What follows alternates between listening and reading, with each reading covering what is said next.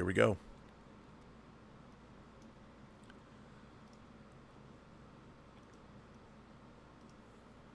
Greetings, Imagination Con.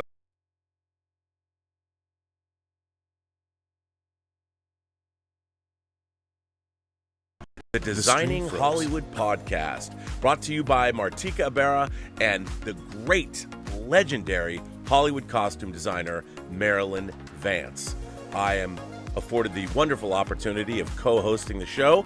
If you are interested in the magic of Hollywood, the design of Hollywood, the clothes of Hollywood, watch the Designing Hollywood podcast, available wherever you get your podcasts from, or find the video version on the John Campea YouTube channel. That's right, the Designing Hollywood podcast. Why would you ever want to miss it? Especially if you love the movies. Greetings, Imagination Connoisseurs. Once again, it is I, your Duke of Dope Discourse, Robert Meyer Burnett. This I twice, invite you. Oops. There's a company called Hot Toys, and they make these insanely realistic, renderings of characters. They do them for all the Marvel characters or whatever, and they look so much like you. It's disturbing, actually. Like, scary. They look so much like you, but they're tiny. They're like 18 inches or something like that. They actually that's what's crazy about that company is they hand make the, like they carve the mold of figure of the. That's crazy. It's wild. Robservations with Robert Meyer Burnett.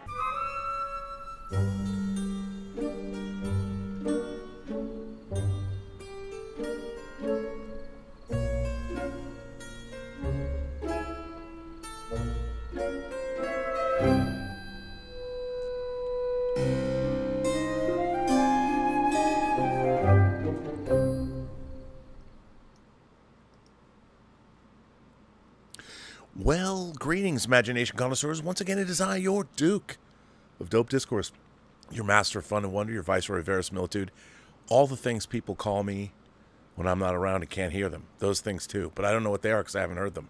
You can call me those things. It doesn't bother me. I'm Robert Meyer Burnett, and this is Midnight Musings, episode number 61. And, you know, we're only here because of you.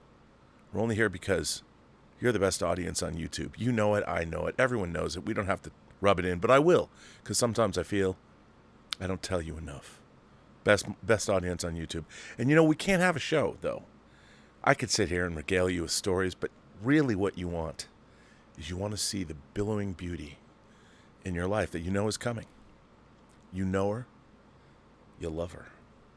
She's Hello. Hi, Robert. Hello, everybody. How are you tonight, Robert? Okay, I got something to tell you.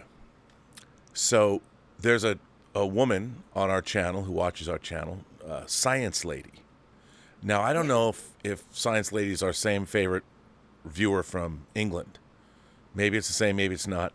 But Science Lady wants to do a whole podcast. She's like writing up material about sex with xenomorphs, sex with aliens. I mean, all inspired by this show.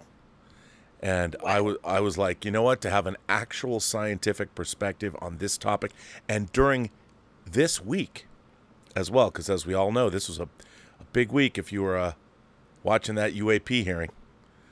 We had three congressional whistleblowers. Well, David Fravor's a highly decorated pilot. And then we had two intelligence officers that spoke admitting crazy things. I mean, I found out that the Soviet Union and the United States had a treaty to not start slinging nukes at one another if there was extraterrestrial intervention on this planet. And they figured this out back in 1971. I was watching this going with my jaw agape going, wow, why would they do that? That was interesting. The fact that they would have like a red notice or whatever it was. I didn't know anything about this, but the fact that they felt the need to have this in place, I was like, And in the 70s, I mean, this is post-2001, but pre-Close Encounters, pre-E.T. Do they know something we don't know? I don't know. And then, of course, everyone's writing to me like, oh, Rob, you know this is just a psyop to distract you from the Hunter Biden thing, the Hunter Biden plea deal. And I'm like, Well, if it's a psyop and you know it's a psyop and you're tweeting to me that it's a psyop, it's not a very good psyop because you're not supposed to know. Or maybe it is a good psyop because it's making you think it's not there, but it really is there. I mean, I wish I thought the government was that sneaky and that organized. Let me ask you, did you watch this crazy 2.5-hour hearing? Well, Robert, I watched some of it, and I was kind of glad that the hearing took place because for so long, I think a lot of people have been seeing images in the sky, have been wondering what they've been seeing, and Lucy. the idea that pilots... They've been saying Lucy. Yes. People are like, from Olduvai Gorge? Lucy, like Dr. Leakey? No. The sky with the diamonds? That's yes. But certainly these pilots, or, I think one of the guys was from the Navy. David Fravor. Yes, certainly they know what they've seen, and I don't question what they've seen. I personally believe if they said they saw something, I believe it, so I don't have a question about it. I never doubted what they might have seen during their travels, and it's nice to hear them talk about other things other than just normal operations, because they do see things and we never hear about it, and now this is sort of an open forum to hear those things that they might be seeing. I mean, it's about time, but this has happened before where they finally started to acknowledge that pilots were seeing things. It wasn't just the rest of us, the people who were up in the skies frequently. And it's pretty good to hear that somebody who spends a good portion of their time up in the air clearly knows that we're not the only ones up in the air. Yeah, I mean, on one hand, I want to say that, again, there's been a lot of talk with no evidence presented. And I always think back to people like Neil deGrasse Tyson or Carl Sagan, and they're like, look, show us something. Give us, like, a salt shaker that you might have picked up off an alien craft, and if the metallurgy comes back that we don't know what that metal is. There's a Harvard professor saying that they found metal from a meteorite they found under the sea recently that proves that there was machined metal from beyond Earth. And our whistleblower, so for those of you who don't know, David Grush, he's a very high-ranking member of the American military and in the intelligence service, so he's a very credible witness. I actually watched like a 2.5-hour analysis of his body language, these 4 guys, and they seem to say that, well, he might be hiding something, which he clearly is, but they said he was a pretty credible witness, but then maybe the problem is, like, people talk about psyops, and we are so used to, whether it's the X-Files, whether it's Close Encounters, in Close Encounters, the government, had Piggly Wiggly trucks driving by, and they ginned up a terrible toxic spill that was killing the animals, and they got everybody to go away. So in a way, we've been conditioned to all of this, and it just seems, again, like, I think we all want to believe it. Like, I believe that, and people seem so, like, nonplussed about this. Like, no one's going, oh my God, like, we had a treaty with Russia or things so we wouldn't start slinging nukes at one another in the 70s? Like, I didn't know that. I was watching this thing going, really? And there's all this stuff that people were saying, like when David Grush goes, well, we've retrieved craft with biologics. I mean, that could be a rhesus monkey for all we know. He didn't want to say alien. He was saying they could be extra dimensional. I like, no matter what it was, He said non-human biologics, if I remember correctly. Yes, non-human, but that could be a rhinoceros. Maybe something fell on a lion. And it melded with the ship. Like, they non-human biologics. There's 100 million ants that live underneath my house that are non-human biologics. I mean, what does that mean? So the real problem is, if this is true, I think, like, we were talking about it last week. We were talking about the idea of what it would do to Western civilization and just trot out one of these ships. Just bring it out. Like, okay, we've talked about it. You've now talked about it in Congress. They're buzzing our military. They can turn off our weapons. If there has been, as David Grush said, programs all the way back to the 30s, which makes sense because if, we talked about a nuclear explosion perhaps making a ripple in the space-time continuum, which an advanced civilization might look for, like, those crazy Neanderthal, Homo sapien, whatever they are, those bipeds are playing with nukes. We got to go do something about it. That okay. But from what we know of the universe, it seems so implausible that we could ever travel faster than the speed of light. Yet David Fravor, that incident, that UFO incident on the Nimitz, when they were off the coast of San Diego, is one of the most documented UAP events, radar, video, planes. They have all different kinds of actual evidence but they just don't know what it is. And so, why don't they just release all that evidence to all of the great scientists? Send it to Harvard, send it to Princeton. And I understand they're keeping it a secret because everyone's trying to reverse engineer all this stuff. But if it's real, there's only a bunch of people, there's only a handful of people that have graduated from universities over the last 30 years that anybody would have working on this stuff because they're the only people that would know better. And so, but they're not working on it. Elon Musk doesn't know about it, So why don't they just, if there is this, just announce it. And let the chips fall where they may. And I understand that we don't want the Chinese to have it. We don't want the Russians to have it. The Russians can't even prosecute a war against a neighbor.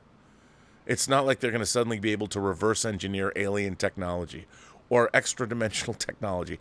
But I'm watching this and I'm thinking, just roll it out. And of course, and David Grush is like, you don't have clearance. I can tell you, not in a public forum. So, okay, all these people get to hear it, but we don't? Why do they get to hear it? I want to hear it. Like, can I go into a room and promise not to tell anybody? Like, why does some of those people, why are they better than me? Because they're elected officials? I mean, just come out. If this is true, just announce it. Like, why not make everybody aware? Because if everybody's aware of it and we knew what was going on, I mean, maybe we'd be faster with our iPhones. Get more. I mean, it just seems in this day and age where everybody has iPhones, like, everybody's exes are uploading videos of there's no evidence, like no one snuck in a little picture and took a little picture of like, oh my God, you know what I'm doing at work? I'm reverse engineering extraterrestrial technology that was discovered underneath the pyramids 50 years ago.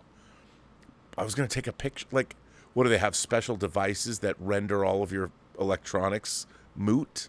Like no one. And like an EMP, you mean like an electromagnetic pulse or something? I mean, right? at this point, the teasing, like, it just seems like there's a lot of people that, I believe. Like, I believe. Like, I wanted to believe Bat Boy in the Weekly World News was real.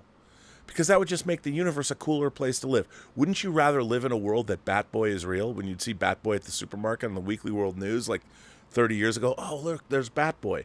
If Bat Boy was real, I'd want to meet Bat Boy. I'd want to ask him, what's it like being Bat Boy?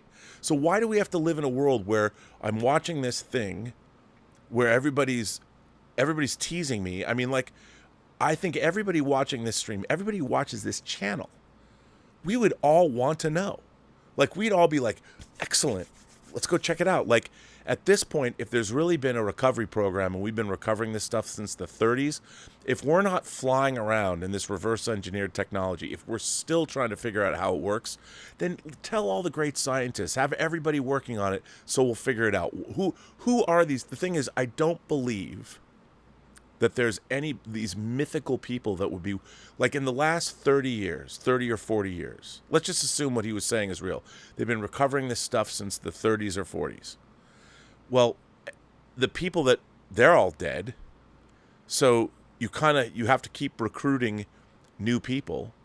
And since we've had social media for the last 15 years, you could probably look and see who's graduated.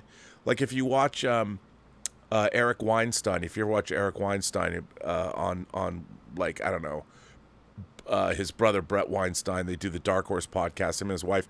So Eric Weinstein's on a number of different, he's been on Joe Rogan a lot.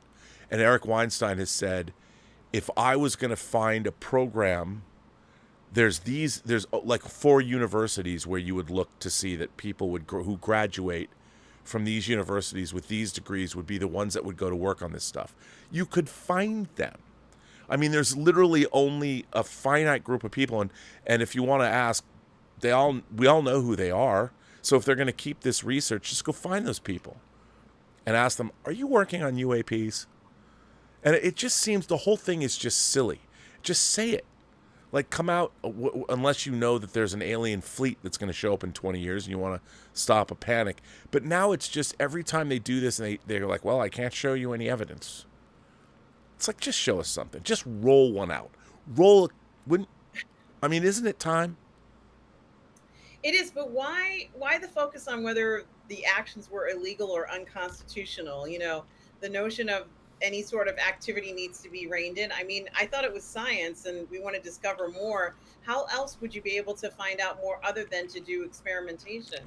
And yeah, I agree. And if there's extraterrestrial technology, I would think it would, at this point, let's invite the Chinese, let's invite the Indians, let's invite the Russians.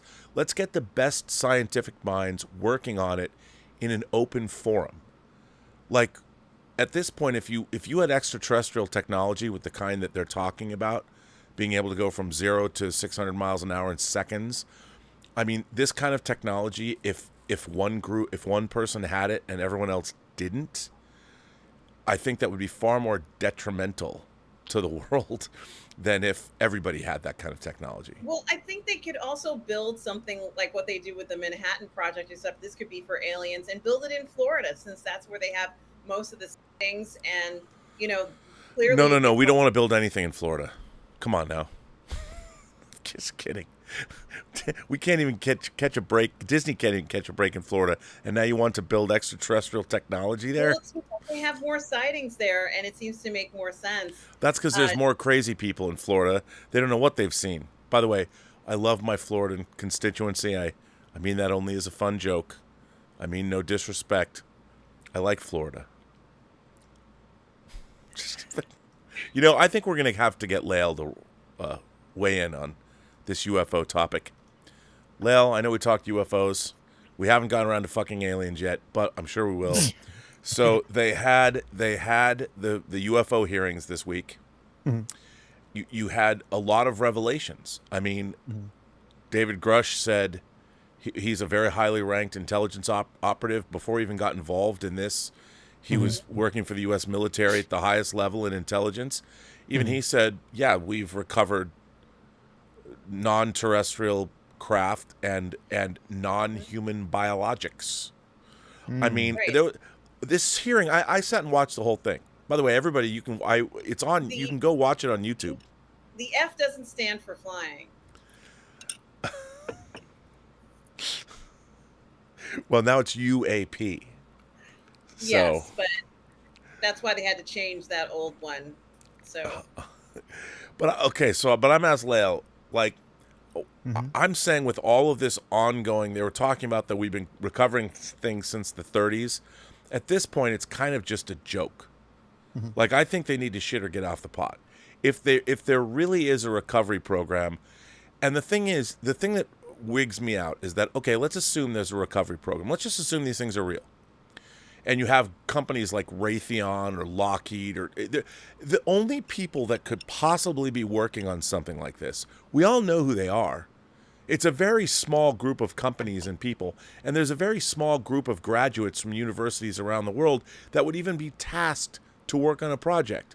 So if somebody was industrious enough, they could come up and go, oh, like Eric Weinstein talked about on the Joe Rogan podcast, there's these people, and here's where I would look. So, and now you've got these people with, there's reporters that are all talking about, isn't it time? Just reveal it to the world. Because you know what? The world would care for about a week. And then Taylor Swift tickets would become available and nobody would care anymore. I mean, I honestly think in our social media space, if you were to tell people that alien technology was real and they've been visiting Earth for thousands of years, people would be like, I knew it. And then they would move on. It'd be like, yeah, but Marvel sucks. Star Wars is lame. Kathleen Kennedy's gonna get fired, man. Crystal Yep. Skull was real. That's what they'd say. Mm-hmm. Yeah, Crystal. I mean, and it would last about a week. Mm-hmm. You know, I mean, Mm-hmm. the only way you could make people care is if you were going to say we're instating the draft, and everybody between 18 and 40 is now going into the military. That's the only way to fight the There would alien be threat. massive protests. It's There the would only be way you could get anyone to there would care. be all sorts of craziness if we had a draft. It would really set this planet or even this country off. Yeah, but Like, it would make the country a much better place. You'd have a whole group of young people that were much more self-aware of what it meant to live in a free society and why the West is great, instead of putting down what we've done for the last since the Enlightenment. You know, I think a few years of military service couldn't hurt. Like or 2 so years. like in Israel, social service, 2 years. You know, I really think that it would bring the country together. You know, if you made it so people would have to go 1,000 miles from where they grew up. And you could pick what you wanted to do. If you wanted to go work in an old folks' home, or, you know, you wanted to go work in a soup kitchen, whatever, you could pick what you wanted to do. If you wanted to go in the military, you could. But it would be a social services program where everybody between the age of 18 and 21, make it 3 years instead of 2, goes and serves. You know, and you know, I think people would learn about other people. They would be far more open-minded and all that. And make it so you know, you wouldn't be on your phone. You'd have to put in a good 8 hours worth of work, and maybe they would hire some of these people to be on the UAP recovery team. I wonder if they could even make that a thing. UAP recovery team, sign me up. I'm an old man now, but I'll go for 3 years if I could work on the UAP recovery team. You know how many people would want that job? But you'd have to sign all sorts of non-disclosure agreements. You wouldn't even be able to tell anybody where you were or what you knew for like 20 years. Yeah, but then they'd know exactly what I was doing. Oh, Rob, he just disappeared for a couple of years. He's working on the UAP program. It's like in Starship Troopers when Doogie Howser gets games in theory. They're all like, games in theory, dude. You're going into intelligence, bro. Cool. I mean, I think by now it would, and think about it, would it, if you knew, I would get reproduction and biology because I'm a biologist, and they would ask me the question, can we reproduce and fuck aliens? That's what they would ask me, and I have the answers, Robert. Yeah, because you get it on Midnight Musings. The answer is yes. I mean, I would like to be the alien sexuality specialist. You know how E.T. had his finger that lit up? Come on now. We'll talk all about that. So, okay, so we got the UAP hearings. It happened. Yeah. Which is crazy. I mean, it was crazy to hear things, really crazy. Bro, listen. Like, it's to me, the hearing is nothing new, because we've known this pretty much all our lives. I think half the technology that we actually had was spawned from something. It wasn't an idea that we've basically come up with. There is people that say that. Things like microwave technology did not exactly have. We didn't, like, literally, bro, like half the technology that we've, or that we air popped popcorn. How did that happen? Yeah, like a lot of that stuff. Come on, man. Like, I mean, literally, it was spawned from something. If you're experimenting on, technology or things that are foreign to this world. I mean, if you've had access to, and if they're saying that they've had access since the 30s, but we're just finding out about this. Well, they think that we're just finding out about this right now. That means they have all this time. They've been introducing certain things.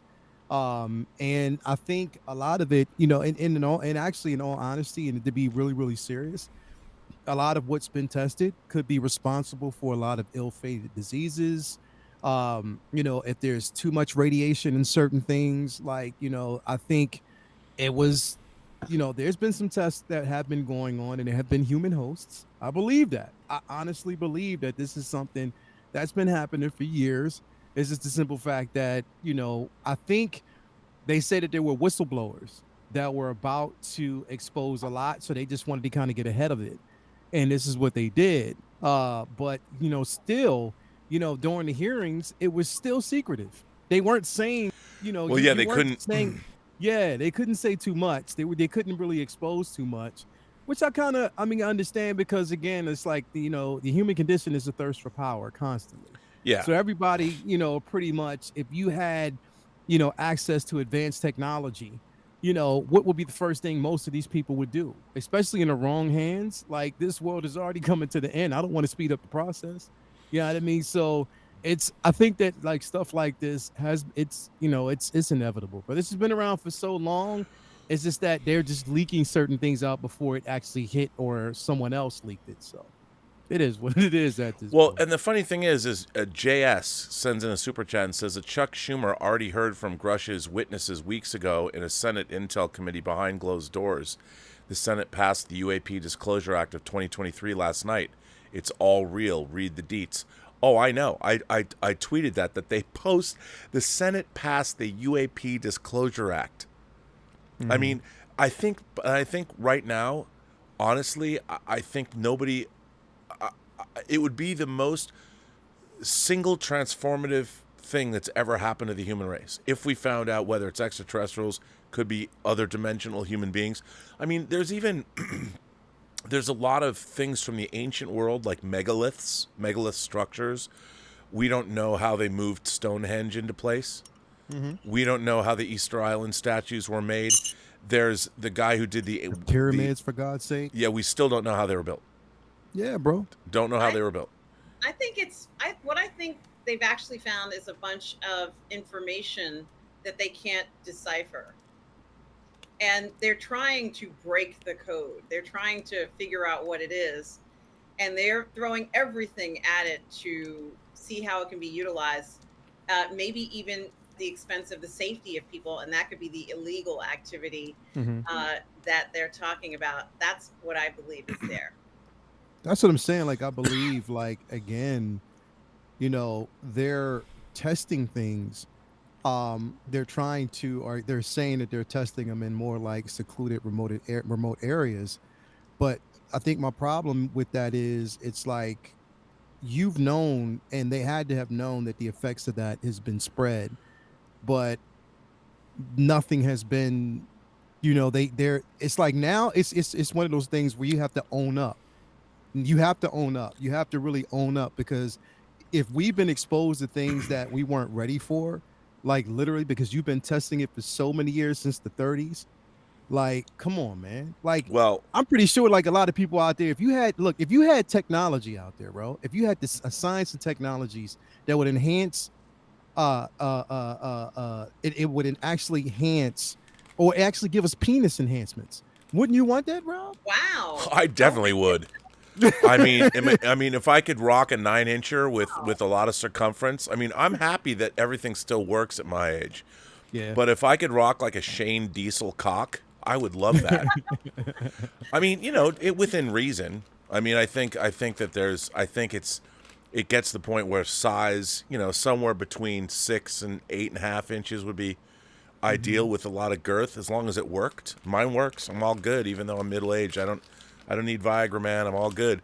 But if they had that, I would love to be able to drop the D harder than I can now. That'd be awesome. It would be great if we could have enhancements like that, but I think it's more like, this is what I think another possibility could be. If it's not anything they can't decipher, it's something like in Buckaroo Banzai when he's traveling interdimensionally, and when he goes back to our dimension, he comes out with like creatures with him. Something like that, or it could be something like in the movie Millennium, where a time traveler has left something in our time, and not all the pieces are there. We have a few of the pieces, but there's something missing. And one of these scientists on their shelf somewhere, or maybe one of the collectors has a piece on their shelf, and there's somebody watching YouTube right now looking and say, is it on his shelf, her shelf? Where's that missing piece? I have a feeling it might even be something like that. And most likely because if it's some sort of crashed vessel, some of the pieces would be lost. And so they can't reproduce the missing pieces. So that's another possibility.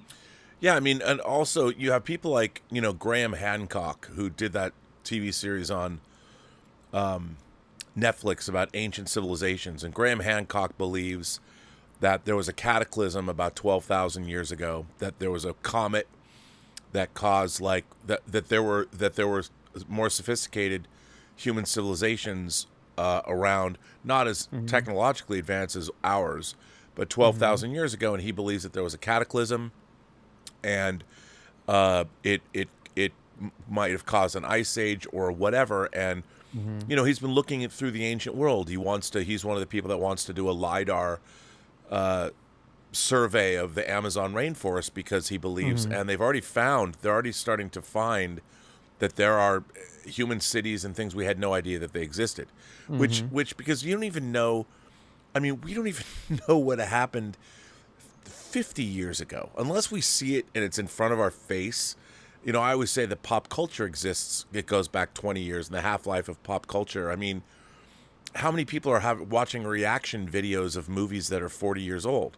I was watching. There's a cute redhead who is a voice coach on YouTube, and over the last 2 weeks, she's a voice coach, and she'd never heard of Janis Joplin, and she'd never heard the Who. And I'm watching it, dude. I know, and she's actually good at what she does. But I'm like, how can you possibly be involved in music or singing or voice and not know who? You've And never you're a heard woman. of Janis Joplin. You never heard Janis Joplin and the Who? And the Who. And she was doing a video. Janis Joplin, she did, it was Big Brother and the Holding Company, and her Janis Joplin live. I don't know if it was at Woodstock or whatever it was. And she said, I'd never heard of Janis Joplin, but people have been telling me Part of the review her. 27-year-old club. Yeah, that's right.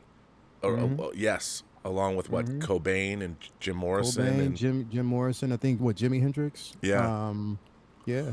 But I mean, I'm like watching this going, how do you not? It's really weird to me, because when we were growing up, we knew of. I could tell you 30 years of pop stars.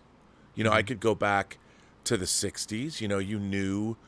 You knew all this stuff, and it was just part of culture. Like, you grew up listening to it. And I'm like, how do you, and if you liked music at all, and I think everybody kind of liked music when we were growing up, of course you knew this, like the Beatles, the Rolling Stones, Led Zeppelin, Janis Joplin, Jimi Hendrix, Pink Floyd, yes. You knew all these bands. Like, there was you didn't not know them. And nowadays, someone's like, I don't know how do you not know who the Who is? So they don't know even just general cultural things. Do they even know what grays look like? Do they even know what a flying saucer looks like? This is, they may not even know what any of that stuff is. They'll look at it and say, okay, what is that, a Frisbee? They won't know what it is. So to try to explain to a whole generation of people, what the idea of looking at aliens might be like, extraterrestrial life, regardless of the dimension, the size, the order of magnitude, might be something crazy. I mean, this was the other thing that they might be hiding. And I always say that maybe they discovered a world just like the one from Hitchhiker's Guide to the Galaxy, where the world was tiny and it was on the dog's neck chain, but it was an entire world the size of. Wouldn't that be cool? Like, it would be cool. A whole universe, a dog, and that's why dogs are called dogs, because in the reverse of that is God. But no, I mean, I think that, look, it makes sense to me. Like, our history only goes back, that we really know a lot about. Maybe you can go back 4,000 years. Maybe. There's not a lot left after that. And if there was a cataclysm on Earth 12,000 years ago, and we had, like, say, Atlantis, or there were other hunter-gatherer cultures or pretty sophisticated people, and there was a comet hit, we've all seen Deep Impact and Armageddon and Greenland. We know what would happen. And when we didn't have the technology, it would take a long time for human civilization to come back. So that makes sense to me. So that could happen, in which case there might have been a fairly sophisticated civilization that could be, we wouldn't even know. Like, we wouldn't even know. I don't even know. Didn't they say that there were, I think it was years ago, I think it was like almost 15 years ago, when I heard that there was an undiscovered So they said that there was basically an undiscovered civilization, or not civilization, but uh, an environment, or land, like a city, like a lost city that was buried beneath Antarctica. Like Well, basically, there's an actual lost city down, and the only reason, like, they can't, it's impossible for them to barrel down to the depths of that because of how far it goes down. I was And hearing something about that just this week. yeah, like there's a It's like buried 3 miles. yeah, it's like a lost city in Antarctica. Like that's basically it's buried beneath glaciers of ice, and and they can't barrel down that low because, number one, oxygen levels and the impact it would actually crush, but there's a city down there, like, that's been buried down there, that they said that they have proof that it's there, that proof that it exists, and there are certain things, architecture, that seems like it's been preserved, but it's getting down there that's been a problem.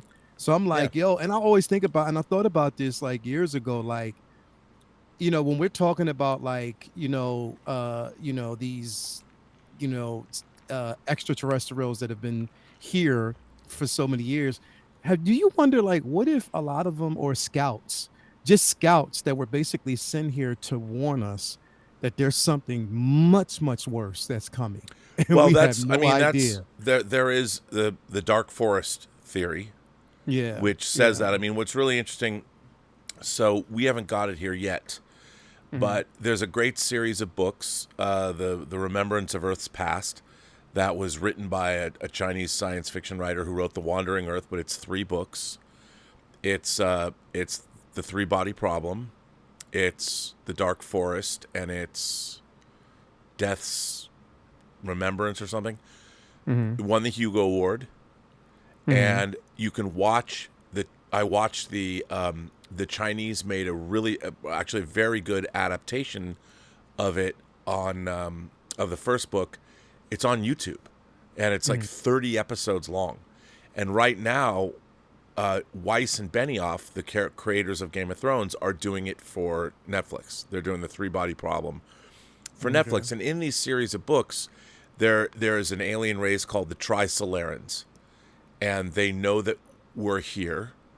And in a nutshell, they send an invasion force, but it's going to take 400 years for the invasion force to go from Trisolaris to Earth.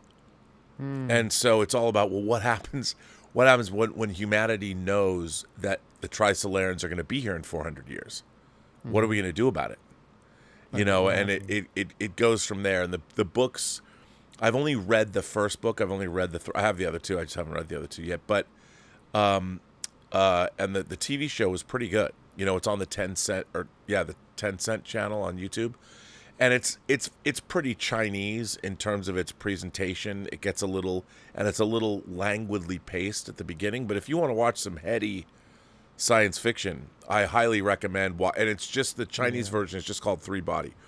But the idea is, and a lot of physicists would say this, we've been broadcasting our location since the 1936 Olympics. The very first broadcast, they used it in the movie Contact. The first broadcast we sent out was to Hitler from, was it Berlin or Munich? I think it was Berlin, was announcing the opening of the 1936 Olympic Games. And that was the very first television broadcast ever. And so, we've been broadcasting our position since 1936. Is that a good thing?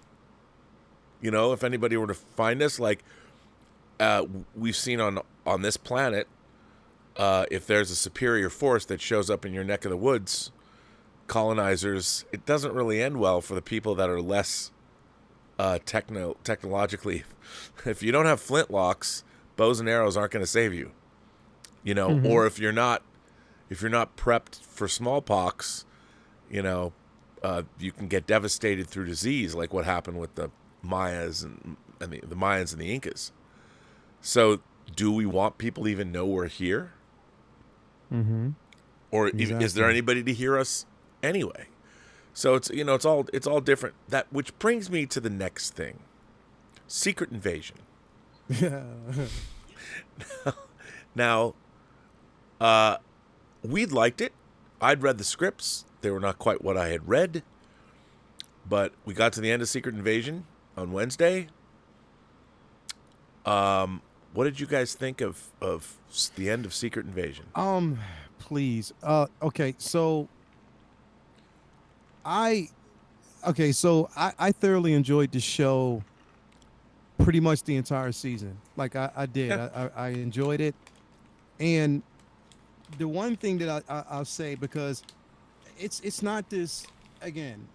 I've been seeing words thrown around like it's a dumpster fire. It's the worst. It's this, that, and the third. I don't understand that. I don't either, and I beg to differ. It's just a simple fact that the ending for me did not quite.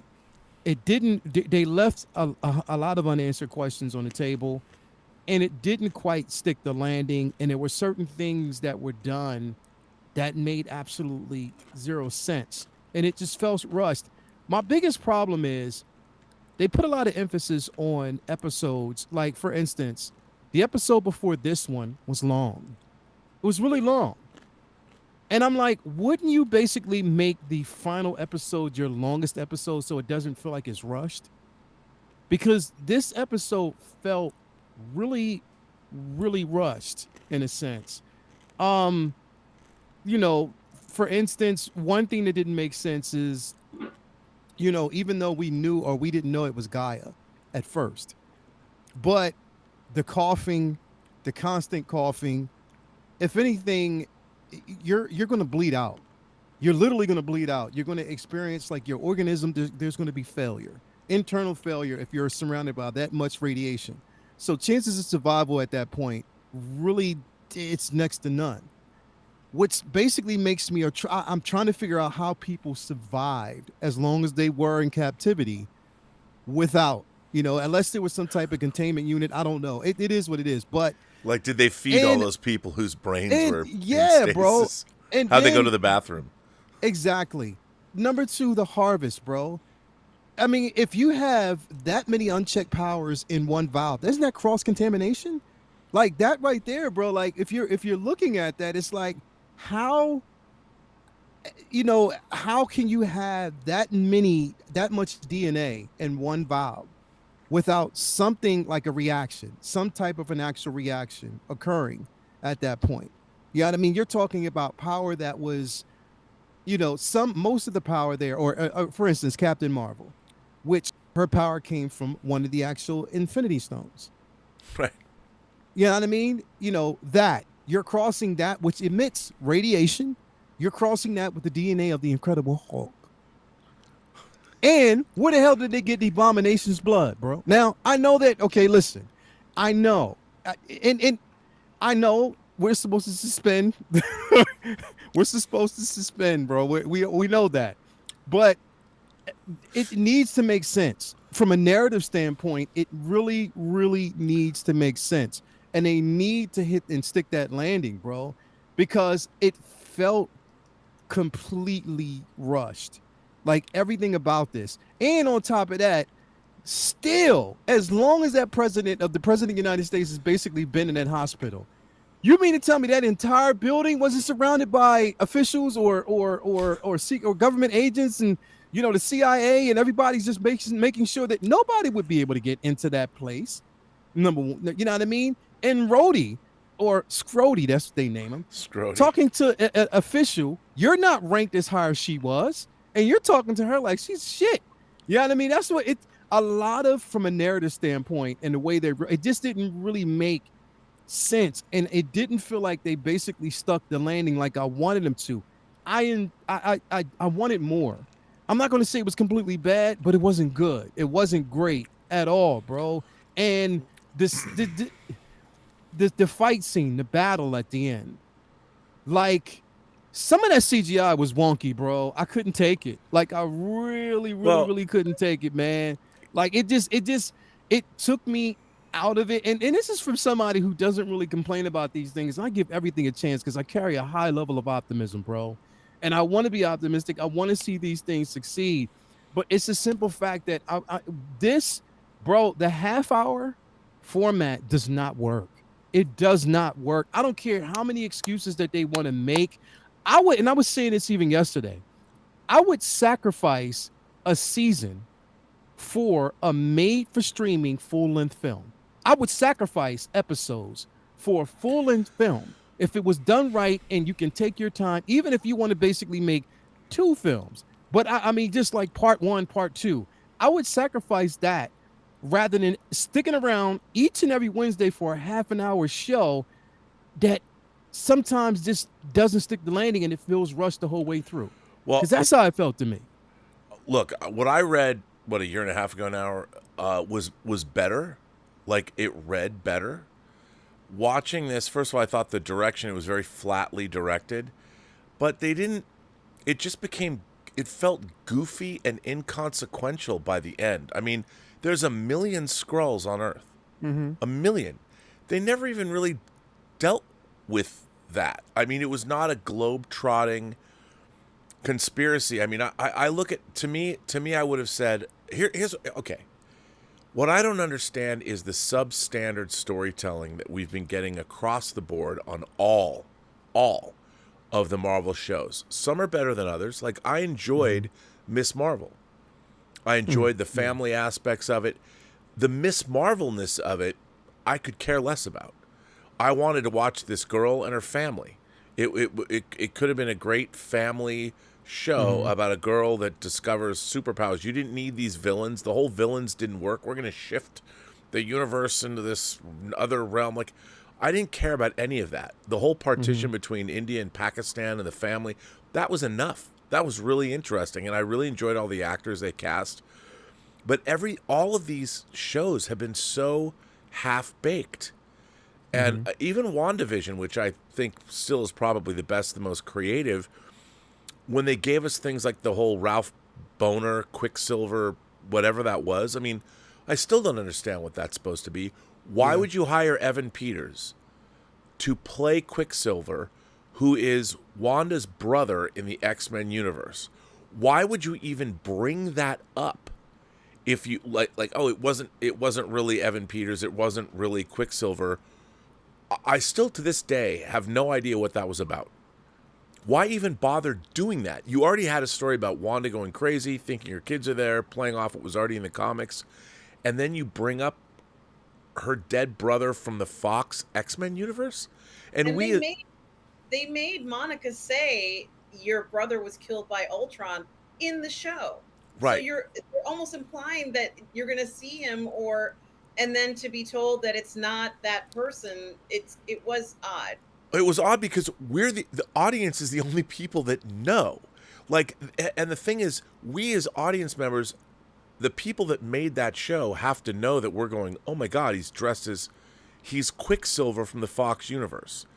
The fact that when they said, when you're watching it, we're going, he is Quicksilver. And then they go, nope, not really. But yes, he is. If it wasn't, why did you cast him to play Quicksilver? And then that left a really bad taste in my mouth. I liked all the other stuff, but even Agatha Harkness and all that, what was the ramifications of any of this?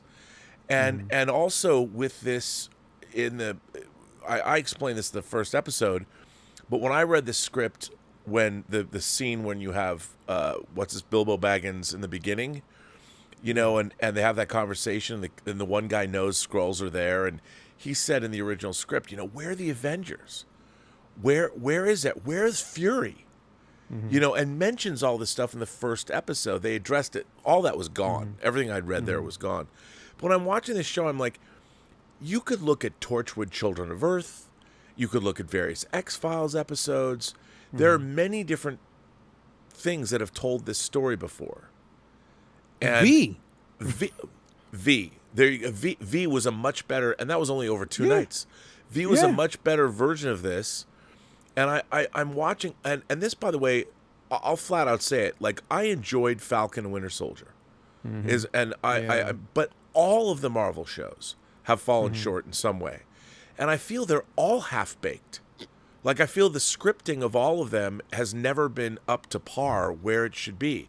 Like, I've always felt that they're always compromised in some way. You know, Hawkeye felt like when I was watching Hawkeye, I'm like, what is this? Like, it's Christmas time in New York, and you've got, you got Kate Bishop, who's going to start the Young Avengers, is teaming up with Hawkeye, who could never get like. I still don't understand why did any of that show even happen? Like, why didn't Hawkeye just go talk to Wilson Fisk and take care of it in one scene? It felt like such a weird, forced. And I understand they're looking at Rick Remender's storyline, but it's like, does this really belong in the Marvel Cinematic Universe? Is this how you want to introduce Kate Bishop and bring back Kingpin? Yeah. From the Netflix for you? What? So to me, ultimately, none of the Marvel shows have worked at all. And Moon Knight, my beloved Moon Knight, I still don't know what that was supposed to be. I mean, I understand what it was supposed to be, but that was not satisfying at all, because we don't even have Moon Knight. We have Khonshu and these other weird Egyptian gods, and you have somebody who's suffering from dissociative identity disorder, which came very late in the Moon Knight mythos in the comics. I mean, Moon Knight was introduced in 1975 in the pages of Hulk, the Hulk magazine, but it's such a weird. It's all weird, and I think the biggest thing for me when it comes to, like, look, I think the intent for what they were basically trying to do, it started out okay. You know what I mean? Yeah. Like, I think it started out the way it was supposed to in the very beginning. It started out fine, but I think what happened was they got completely ahead of themselves, bro. Like, you start out, but then if you don't actually have a direction, like, we knew it all these years for like the first 10, 12 years that Kevin Feige had a plan. We always talking about this, like, plan. It's all worth a plan. Now it just felt like everything was just being thrown on the wall just to see which one would stick. And yeah. that doesn't work, bro. Like, it doesn't necessarily work. And with this show, again, I heard somebody even say, like, they wanted this to be like Star Wars. I mean, Marvel's answer to Star Wars when it comes to Andor. And I'm like, it could have been. It could have been. But you can't tell that type of story in a half hour. It's impossible. Because everything feels rushed. The dialogue at some point felt rushed. And I don't think they understand that, bro. They don't. And that, to me, in this last episode, is what was so disappointing. It was so disappointing, bro. Like, I wanted more. And now you've made Gaia the most powerful being in the Marvel universe. Right. Literally. She's the Super powerful Skrull being. She's a Super Skrull, but she is one of the most powerful beings in the Marvel universe. Unchecked, untapped power that the only thing that they can make an excuse and say is that she doesn't know how to use it. Hell, she did a damn good job for what was there. So how do you, and then Rhodey. How the fuck are you going to explain that? Like, how the fuck are you going to explain that? When was he taken over exactly? So, but here's the thing. There's a theory, and I saw this, so I thought about this. I was like, yo, somebody pulled this up. Is that, all right, couple of different things. When we saw Rhodey and he landed, or basically, okay, so put it this way. When he was in the hospital, and after he got out of the hospital, when we saw the Are we talking Civil War? Civil War, yeah. Now, after Civil War, we saw him in both Infinity War and we saw him in Endgame. In Endgame, he did bleed. We did see him bleed, and it wasn't green, it was red. Right? And basically, when he crawled out of the armor, he still had no use of his legs. Yep. All right? So it could have been that he was taken after Endgame, after the funeral. Maybe he went to the hospital to get some procedure. Maybe tests ran on his legs, and it was taken in. Because they didn't specify, nobody from Marvel yet has specified that it was actually taken, or he was taken from Civil War. That's just what we're speculating because of what we see as far as the robe, the dress, everything. You know what I mean? This is all we know. But that hasn't been specified yet. So there is a possibility that he was taken after Endgame. They better hope, and I hope that that's right.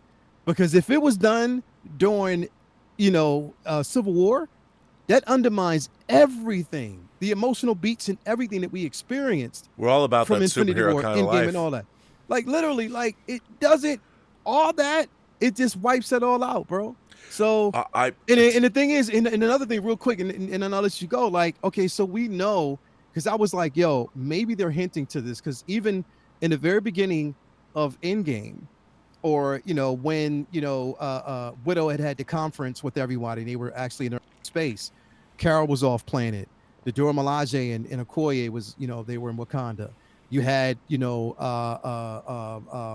Rocket Raccoon, out with Nebula, and then you had Rhodey who was searching around for Hawkeye. Right?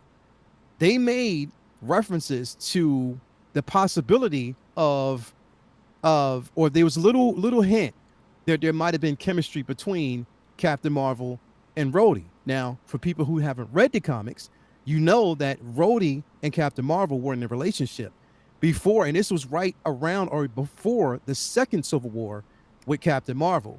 And around that time, Rhodey was killed. And they were in a relation, or they had somewhat of a relationship at that point. So they made subtle references or hints that.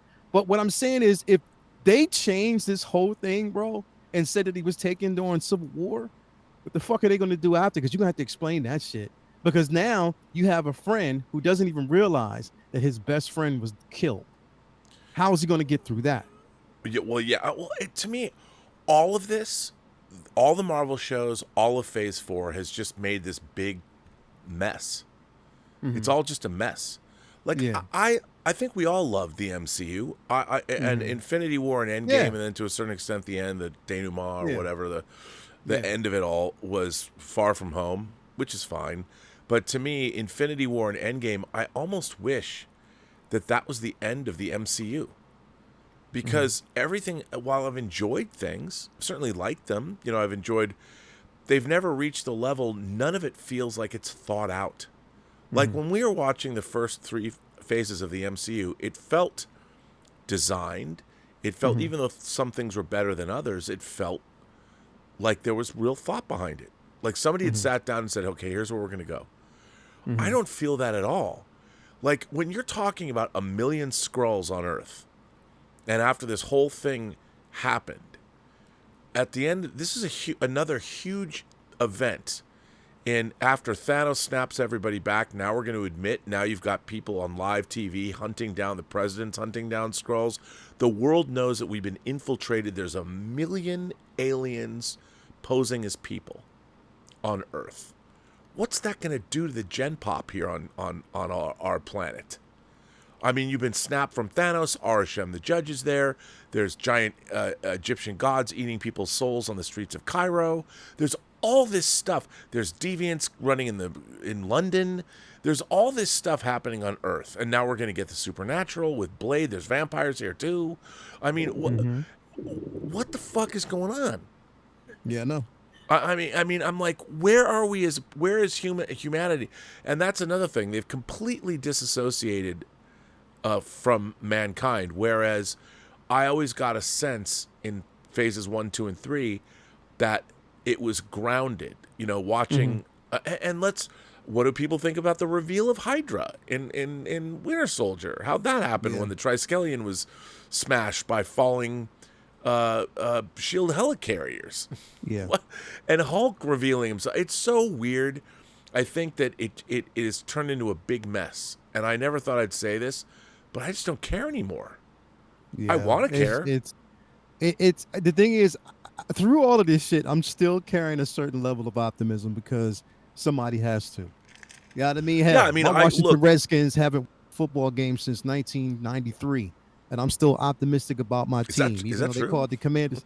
Yeah. I'm still optimistic about it's true. It's true. We haven't won a championship since 92, 93. Oh, a championship. I thought you said a game. I'm like, well, no, a championship. Yeah, we haven't. That's our last Super Bowl win was back then. But I'm still optimistic, even though my team sucks.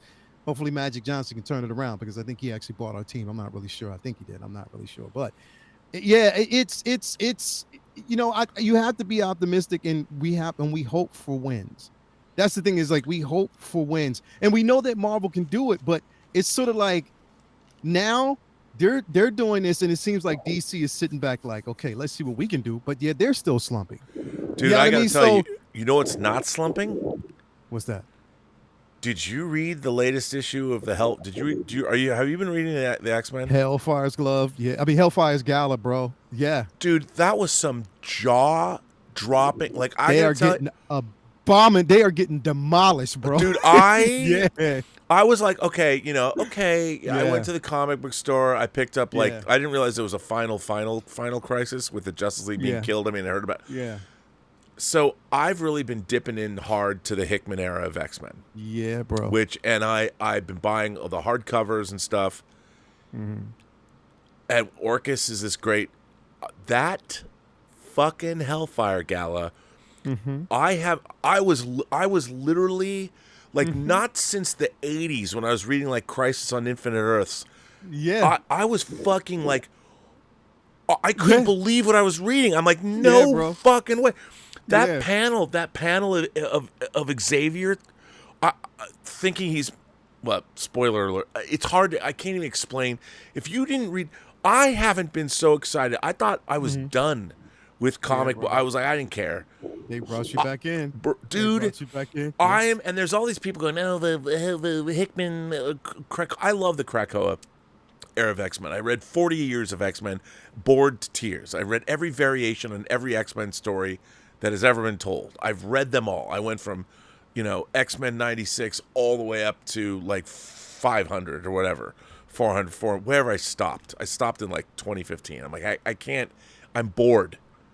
How many, they're going to just retell different kinds of stories. It wasn't until Powers of X or House of X and Powers of 10 or whatever. Powers of X, yeah. And I waited and got the hardcover. Mm-hmm. And Read the I whole was thing. like, read the whole thing. I was like, wow.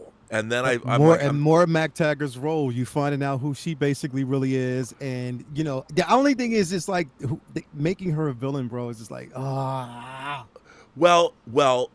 is she though? her new all I know is that was the most jaw-dropping comic book shit in a mainstream comic, bro. I mean, like you said, I was fucking angry. I'm like, what the I was mad. Like, I was like, no fucking, because they got fucked well and good. Like, it has been so long since I thought they were, they really made these mutants are on top of the world. They've got, we're making medicine for humanity. The way they destroy, it was awesome. They straight up, bro. And here's the thing, bro. It was worse than Thanos snapping half the universe away for the X-Men. Nimrod is a beast, dude. And I love how he dropped in just from orbit, ka-ching, and just wrecked those fools, wrecked the entire X team. I mean, it was. I remember when Nimrod was first introduced. It was like John Romita Jr. was drawing Nimrod back in the day. When he first, and he was bad then. It was like, but he got. Oh my God! I mean, people are like listening to us, going, "What the fuck are they talking about?" let me just tell you that I would encourage, and not all of it's great. I'm not going to say all of it's great, but if you because there's things that I don't have, like Sword of X or something. I'm still Sword filling of X, the Marauders. I'm filling in all the gaps, New getting the Mutants are hardcovers. basically back. Yeah. Then but you got to read X-Men Red. You Right? definitely gotta read Yeah. X-Men Red. Yeah. So I'm going through it all, and then this Mr. Sinister stuff that I haven't, but this. Yeah. I love the Hellfire Gala. I just love the whole thing. And you saw that Miss Marvel is with them now. Dude, how you're a mutant. Welcome to Krakoa. I was like, but what happened was so.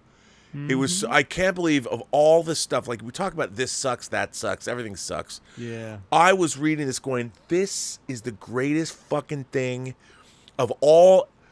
I wish that because I wish I felt the way about Star Wars, Star Trek, the way this comic made me feel, because it used to be that I felt that way about a bunch of stuff.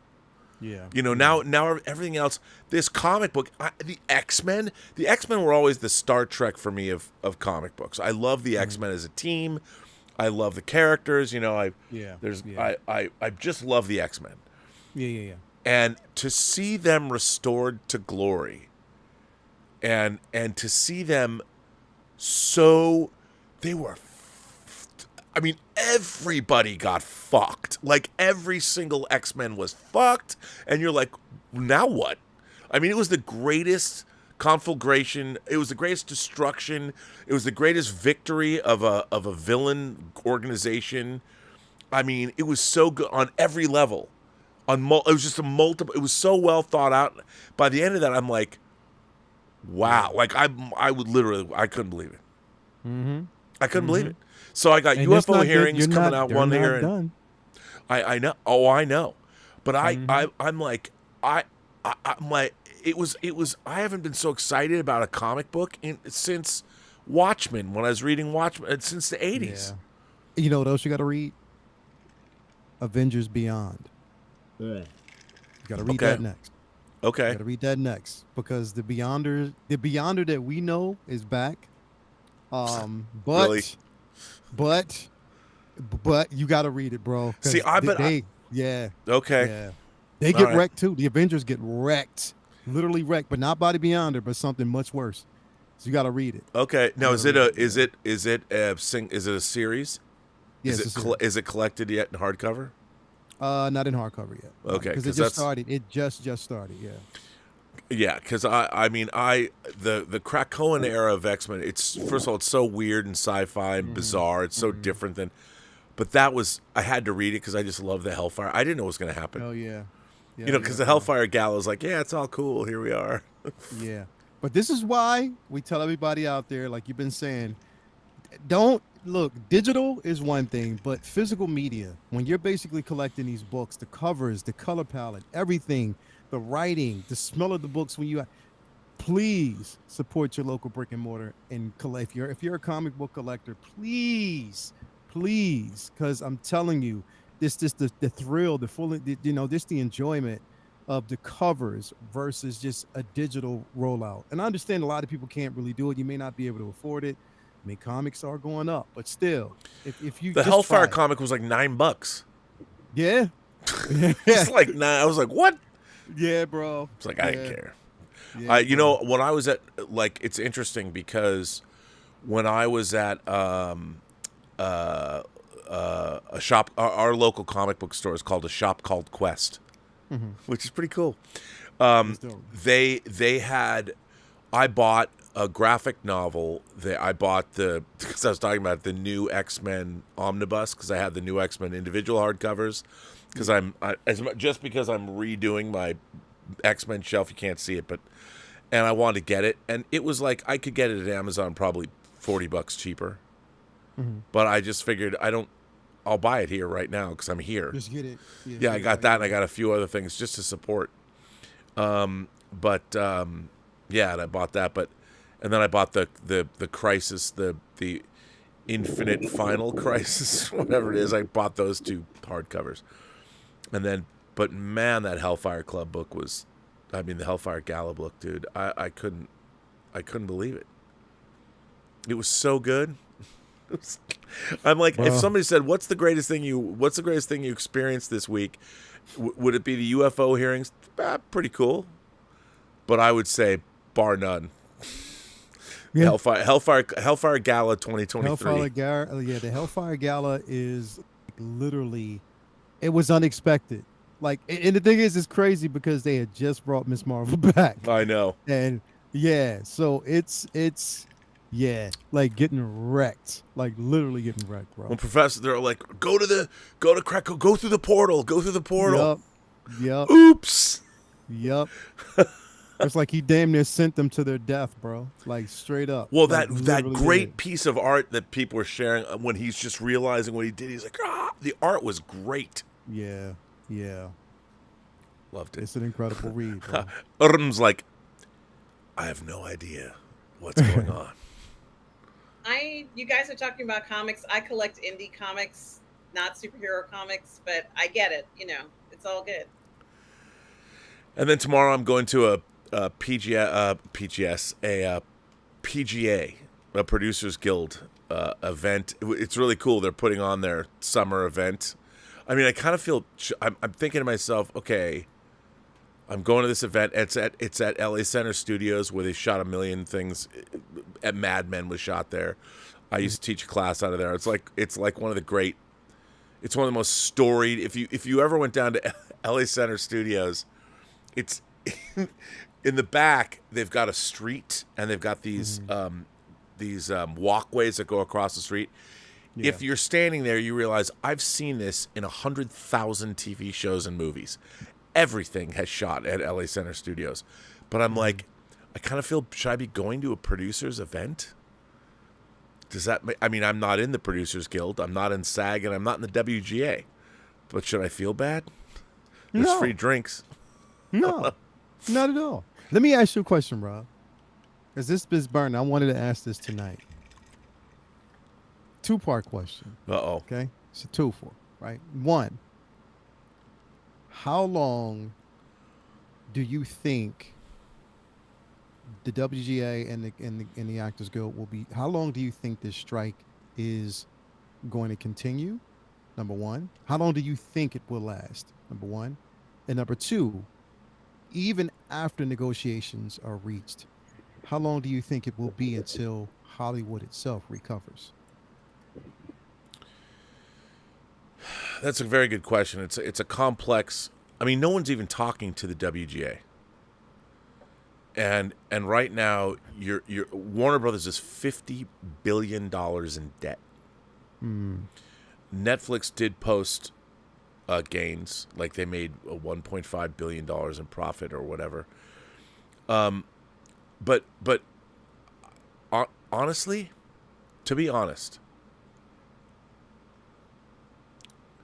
I don't know if the strike's ever going to end. I honestly think that we are at a watershed moment where, first of all, it's not like this strike is different than other strikes because the precipice, the world is changing so rapidly. And if people just talk about AI as if AI is this thing, like AI, it's not sentient. There is no, it's not self-aware. The singularity has not happened. So right now, AI is just a tool. Now, it can be a very effective tool. But as people have pointed out, as far as writing and as far as telling stories, all it can ever do is regurgitate what stories have already been told. So I'm not worried that AI is somehow going to replace.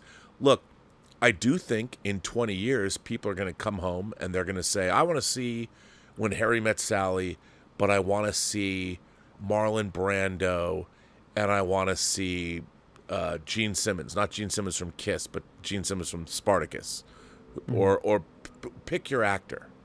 And I do believe that they will be able to do that. Like you punch it in, you might have to go cook dinner, and 15 minutes later it'll spit out When Harry Met Sally, starring the actors that you want, and they'll sound just like them because all of that will already have been digitized. I think that is an inevitability. And all of that is something that we are going to have to live with. I think that, and nothing is going to stop it. There's nothing you can do. Already people, look, we've seen already, think about all the artists that have sold their entire catalogs for hundreds of millions of dollars. You've seen Bruce Springsteen recently do it. Bowie did it. I mean, if you look at all the famous groups, and why shouldn't they? They're getting older. You know, Mick Jagger, lest we forget, turned 80 this week. Yeah. Mick Jagger turned 80, and the guy's still out there performing. So I don't know if the Rolling Stones have sold their catalog, but as these bands get older, and if someone's going to pay you $400 million for your entire catalog of music, people are going to take it. Do you think, I mean, James Earl Jones already sold the voice of Vader to Disney. Yeah. So Disney owns it. I think that was a great thing. James Earl Jones said, you know what? There can be animated Vaders, video game Vaders. There can be Vaders with my voice. It's now completely digitized. They can get me to say whatever they want forever, and I can give my family however many millions of dollars they gave him for that. So James Earl Jones, the voice of Darth Vader, is now forever in saved for posterity. Yep. And which is fine. You can have a live action actor in a suit, or you can have an animated Vader. But we're there. We're already there. So With his SAG, inflection and everything. So yeah, with his inflection, every single thing. We're at that point in time. And actors are going to do the same thing. They're going to sell their likeness because now you can de-age, like Harrison Ford. It would not surprise me if Harrison Ford becomes the first Star Wars actor, or first actor because now it's Indiana Jones. Now they can put him in video games, like whatever the hell they're going to do. It would not surprise me to hear that Harrison Ford sold his likeness to Disney for $10 million in perpetuity throughout the universe till the end of time. This is going to happen. Yep. And I'll tell you something. When it happens, I mean, I think what SAG should be doing in the SAG contract is negotiating that they get a piece. When an actor, a SAG actor, sells their entire likeness to a studio or wherever they're going to sell it, that SAG gets a piece.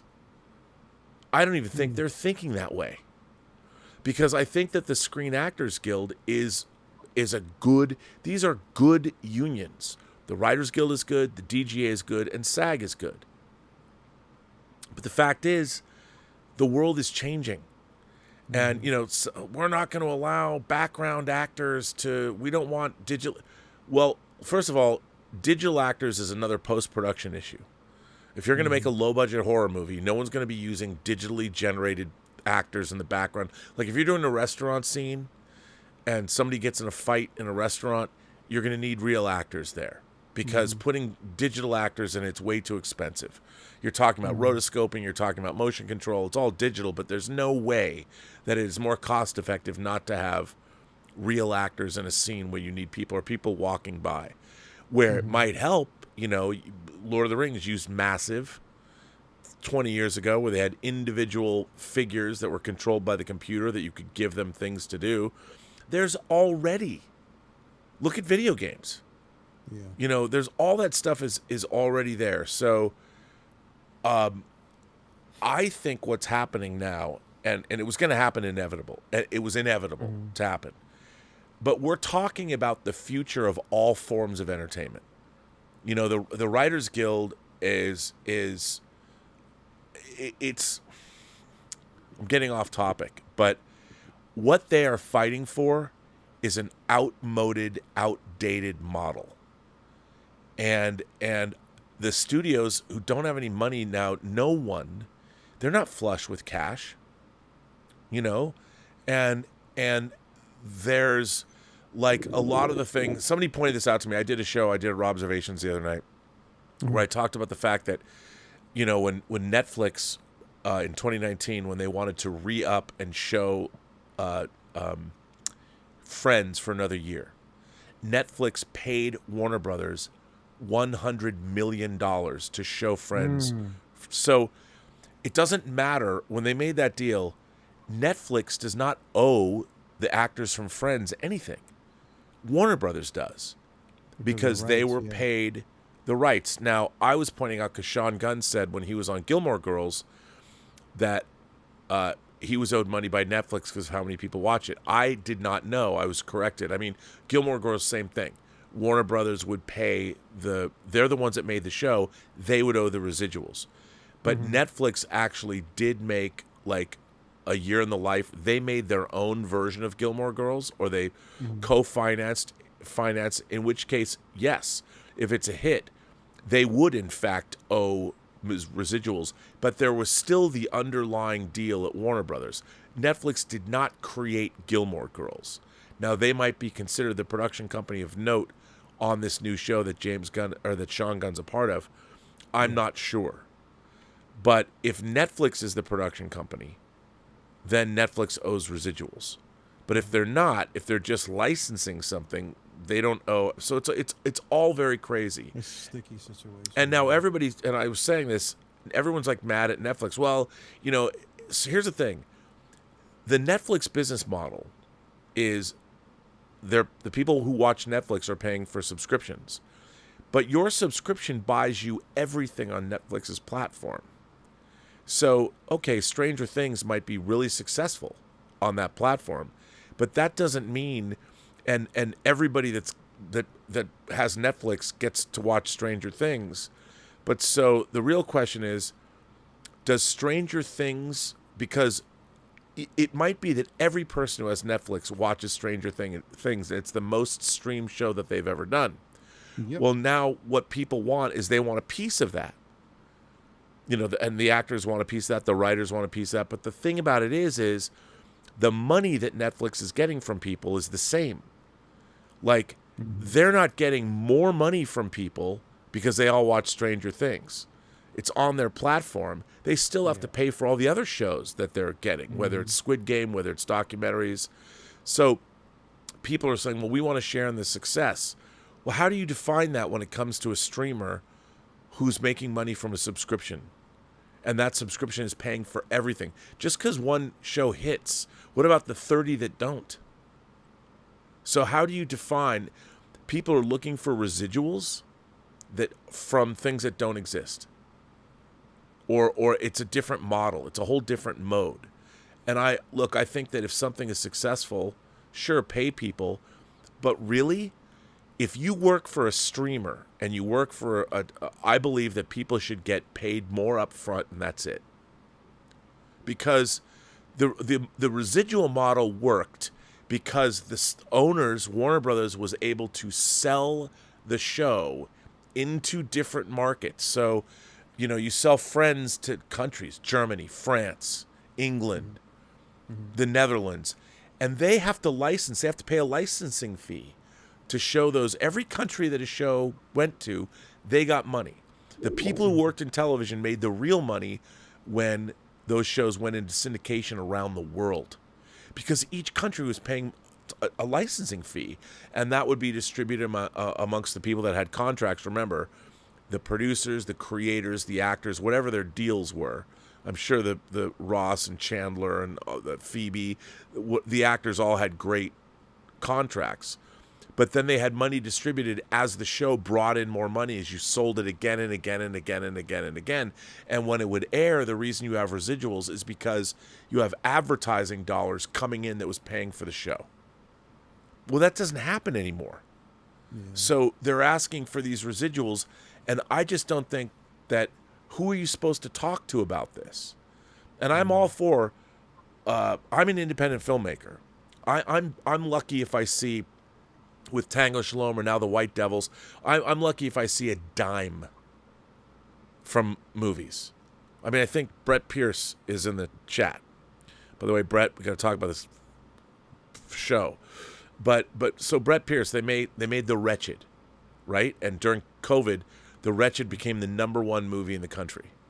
I bet if you talk to Brett Pierce, he would tell you, and I don't want to speak for him, but I would just assume, we've never spoken about this, that he's not buying a mansion in Bel Air based on his Wretched winnings. I don't think he did that, because it's a lot harder to make money in the entertainment business, especially in independent film, than you might think. Everyone thinks, oh, you work in Hollywood, there's a movie out, everyone's rich. If I ever see a dime, if I made $20 from Tango Shalom, I'd be surprised. I'd love to, but I would just be surprised. I'm not counting on it. And the people that really make a lot of money in the entertainment business, it's a very small percentage of people. Most people don't make any money. They get paid what they get paid to make what they're making, and that's it. So the question you asked me, I don't know if we're going to see this strike ever end and things will go back to some kind of a status quo. Now, I'm not saying You're thinking that this could basically go a few years. Well, that's assuming it would have an end. I think what's going, and I'm not saying the unions are going to get broken, but the thing is, the paradigm of entertainment has completely changed. And I think that everyone is arguing over old models of old methodologies, old paradigms. And I just don't see how this is going to end. And it's interesting because if you look at the shows that are nominated for Emmys, they're bangers all. They're all great. The great dramas and the great comedies, incredibly diverse in terms of the kinds of stories they're telling. But they're all great. And why are they great? Because they all begin with television is a writer's medium. Movies are a director's medium, and a writer's medium, but mostly, you need a great director to make a great movie. TV is not that way. You need a great showrunner with a vision. Directors in TV, people say they're like traffic cops. They're important, but directors are not imposing their vision on something. They're serving the vision of the showrunner. If you have a great showrunner and a great writer's room, great writing staff, that's where TV is made. And it's incredible if you look at the Emmy Awards for best drama series and best miniseries, best incredible work. The writers in television now are doing amazing work on certain shows, and they deserve to get their money. But Do you think? No, go ahead, Rob. well, we need better conditions. People need better conditions. They need more time. They need to get paid what they're worth. But the problem is, all of these companies, the streamers, wildly overpaid in this arms race, this content arms race. So they're all fucking broke. And you're asking people, like, the amount of money Netflix is paying to make content every year. I read like $20 billion or some shit like that. I mean, it's unbelievable. Or Netflix or Amazon makes 6 shitty episodes of Citadel and it costs $300 million. Like, what the hell, man? And I'll tell you something else, and I don't mean to disparage my fellow filmmakers. There's a lot of people making these shows that don't know what the fuck they are doing. I hear horror stories from every level of production on a lot of these shows. They're hiring people that are not qualified to direct, not qualified to produce, certainly not qualified to write. And whether it's because of certain hiring reasons or they're hiring people that are not capable and they don't have the level of talent they need, and that's why you wind up not enough experience. I mean, this idea that if there's one place where meritocracy should reign supreme, it should be in the entertainment business, because every dollar counts, and if you have somebody that doesn't know what they're doing, that's why your shows go over budget. I completely believe in the meritocracy when it comes to and that might, like we here in the West, we don't want to hear that anymore. Well, no one have the, look, anybody, there is no one stopping anybody from making movies now. Anybody can pick up a phone. You have a 4K camera in your phone. You can get a couple of, Steven Soderbergh made movies with his iPhone 7. Unsane, High Flying Bird. He made all those movies. If you're talented, you'll go to the top. There are people. I was listening to a filmmaker. He was I want to say that the guys on who made Talk to Me, that's out in the theater now, they were making YouTube videos. So that movie is getting a lot of praise. Like a lot of people are talking about it. It's like, one of the scariest movies they've seen in a long time. Yep. Can't wait. I have to check that out, bro. Everyone says it's great. Check it out. I definitely want to check it out. Now, my other question is, do you think, and because the thing is, I'm thinking about this stuff as we go, because we're looking at the simple fact that Hollywood at this particular point, I'm going to take my glasses off, I get serious. I can't see you, but I get serious. You're like Oscar Goldman in $6 Million Man. Yeah. Steve. Exactly right. But or like David Caruso in CSI Miami. And that's when the Who kicks in. Yeah, right. But I'm saying this is because those who are currently on the front line, and then you have new actors who are breaking into the business. Do you think that if there aren't negotiations that are actually met, if this is something that becomes continuous, like it's just something that's, again, it's the longer it gets, the more convoluted it gets. It just continues. It doesn't see an end. Do you think it will deter most people towards streaming properties now? Do you think a lot of actors will decide not to go the route of streaming, or just say that they don't want to do streaming shows based on the current flux and platform and stuff like that? I think it's very simple. People want to get paid what they're worth, as in any industry. And writers, especially TV's completely changed. It used to, my beloved Star Trek, 26 episodes a season. For 18 seasons of Star Trek, over 18 years and 25 seasons of Star Trek, they were doing 26 episodes a season. Now, Star Trek Strange New Worlds does 10 episodes a season. That's a lot less. And most of these streaming shows are not running that long. And so people normally, if you were part of a writer's room on a show, you were going to do 26 episodes and you got paid every week. And you got, I guess, paid more when you went to script or whatever. So if you were a writer on a show, you made a lot of money. It was a nice living wage. You made good money. And if the show was a hit and it ran 7 or 8 seasons or something, you became a producer, you got a piece of that show and it got sold into syndication around the world. TV was where it was at. Writers can't do that anymore. You can't make money. You can even get on a hit show. And you're not going to make you have to do something else. You know, but here's the thing. That's also just the business. You know, and if you want to work on a hit show, everybody's got to, like, look, I learned this a long time ago. As a picture editor back in the 90s, all anybody wanted to do, because everyone was shooting on film still, I knew how to run the Avid. I was a great post supervisor, and I knew what flex files were. I knew how the difference between video time code, audio time code, key code numbers. I knew all of that stuff. It was easy to know. I just had to know one thing: how to cut picture and how to make sure that my negative cut lists were perfect. And I did. And my audio time code was perfect. And I could cut picture. And if I was a good editor, that was enough. Oh, then I had to know After Effects. And then I had to know all different kinds of video and graphics programs. I had to be great in Photoshop. Because when I was editing stuff for Kids WB, I had to make animated characters say different things. I had to make them open doors, or it was crazy. So suddenly I was no longer just a picture editor. I was also doing rudimentary visual effects work. That's what an editor had to do. If you wanted to work, you had to learn. I couldn't sit there and go, well, I'm not going to learn all this software. Because there were old guys that were trying to learn Avid. And I'm talking, when I learned Avid, it was 1995. AVR 26. We didn't have an AVR 27 yet. And I had to learn all this stuff to stay relevant. And it got to the point where, how do you specialize? You look at some of these kids today that are editing, their skills are so three-dimensional in terms of working on every kind of graphics program.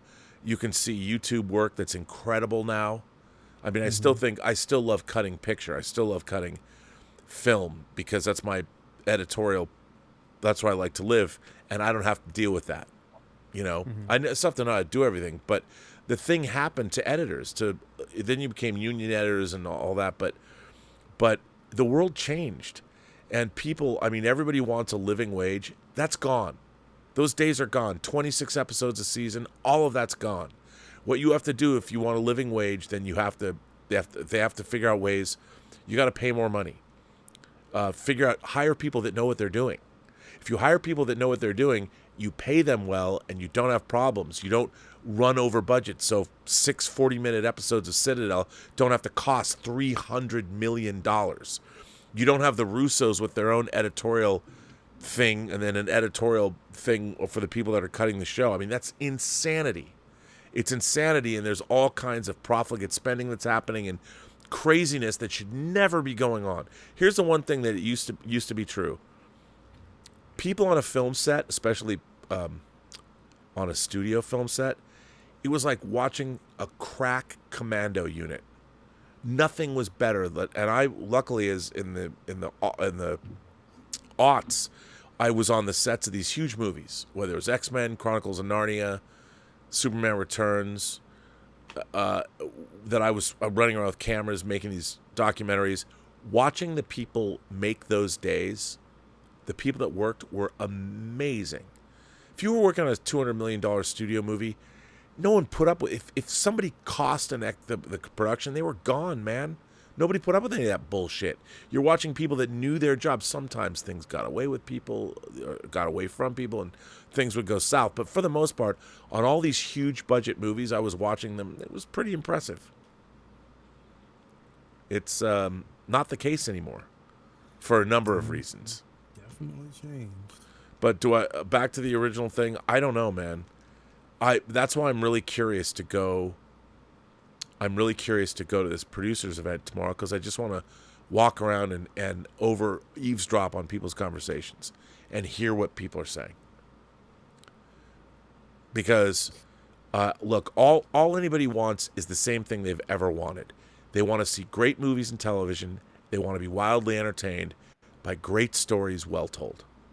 Mm-hmm. And the thing is, now with all these other distractions, I can watch 2 hours of Instagram reels and be wildly entertained. and 2 hours of TikTok and you good. But I mean, think about that. Yeah.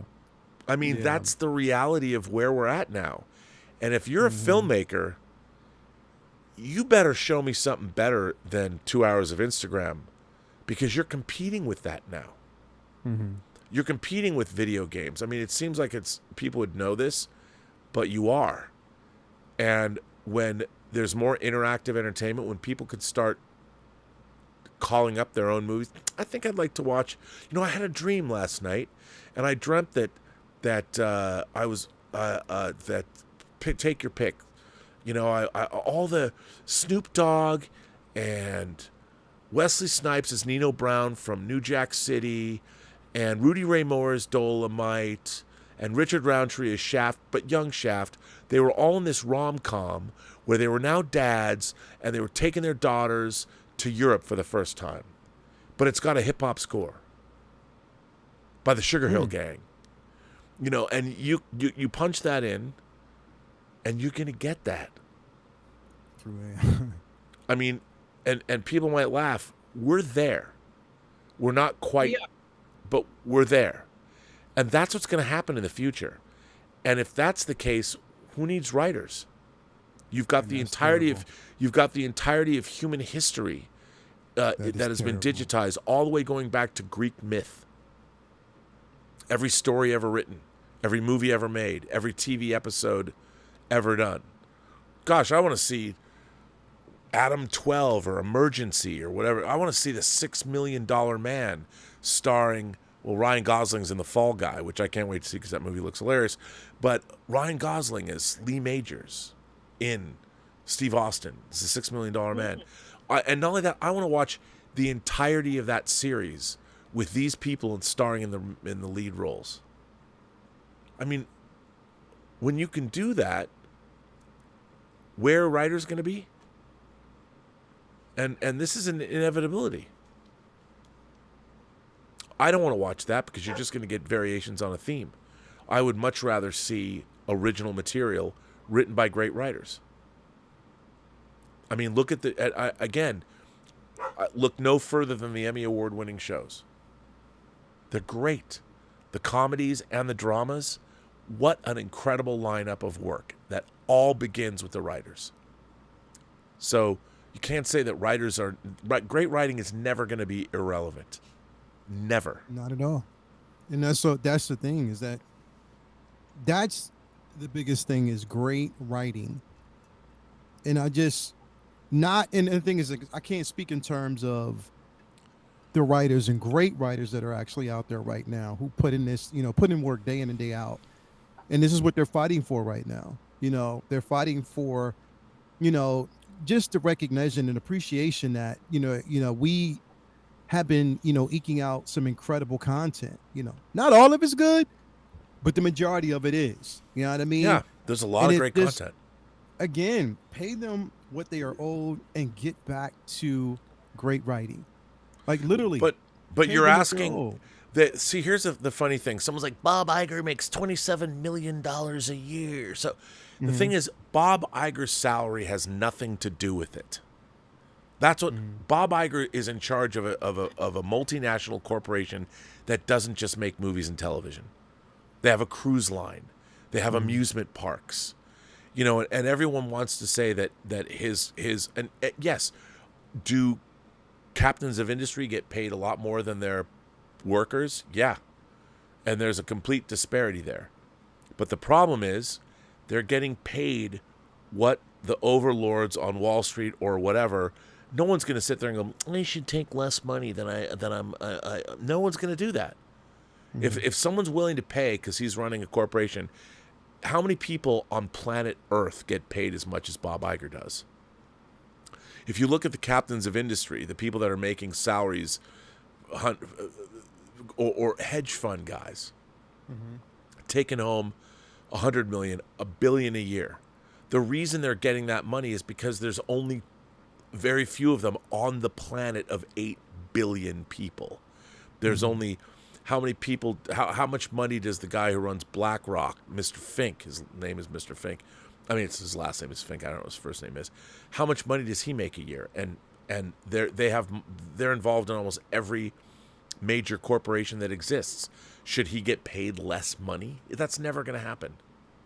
So I hate it when the writers are like, well, we this so-and-so is making this much money, because he's handling 1,000 different things, and one of them is movies and another one is television.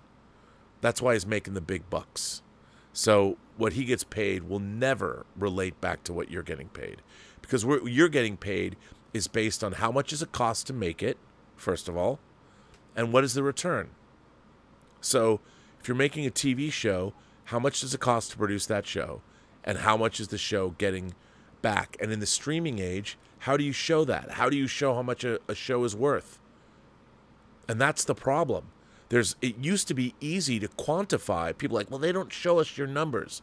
If Netflix did not produce your show and they license it from Warner Brothers, it doesn't matter how much money or how many people watch it on Netflix, because they don't own the program. What matters is, what did Netflix pay Warner Brothers to run Friends? And if Netflix did produce it, they probably used an outside production company to actually make the show. So it's all it's frustrating to watch, because it all comes down to how a show is made and who's paying for it and what is the return.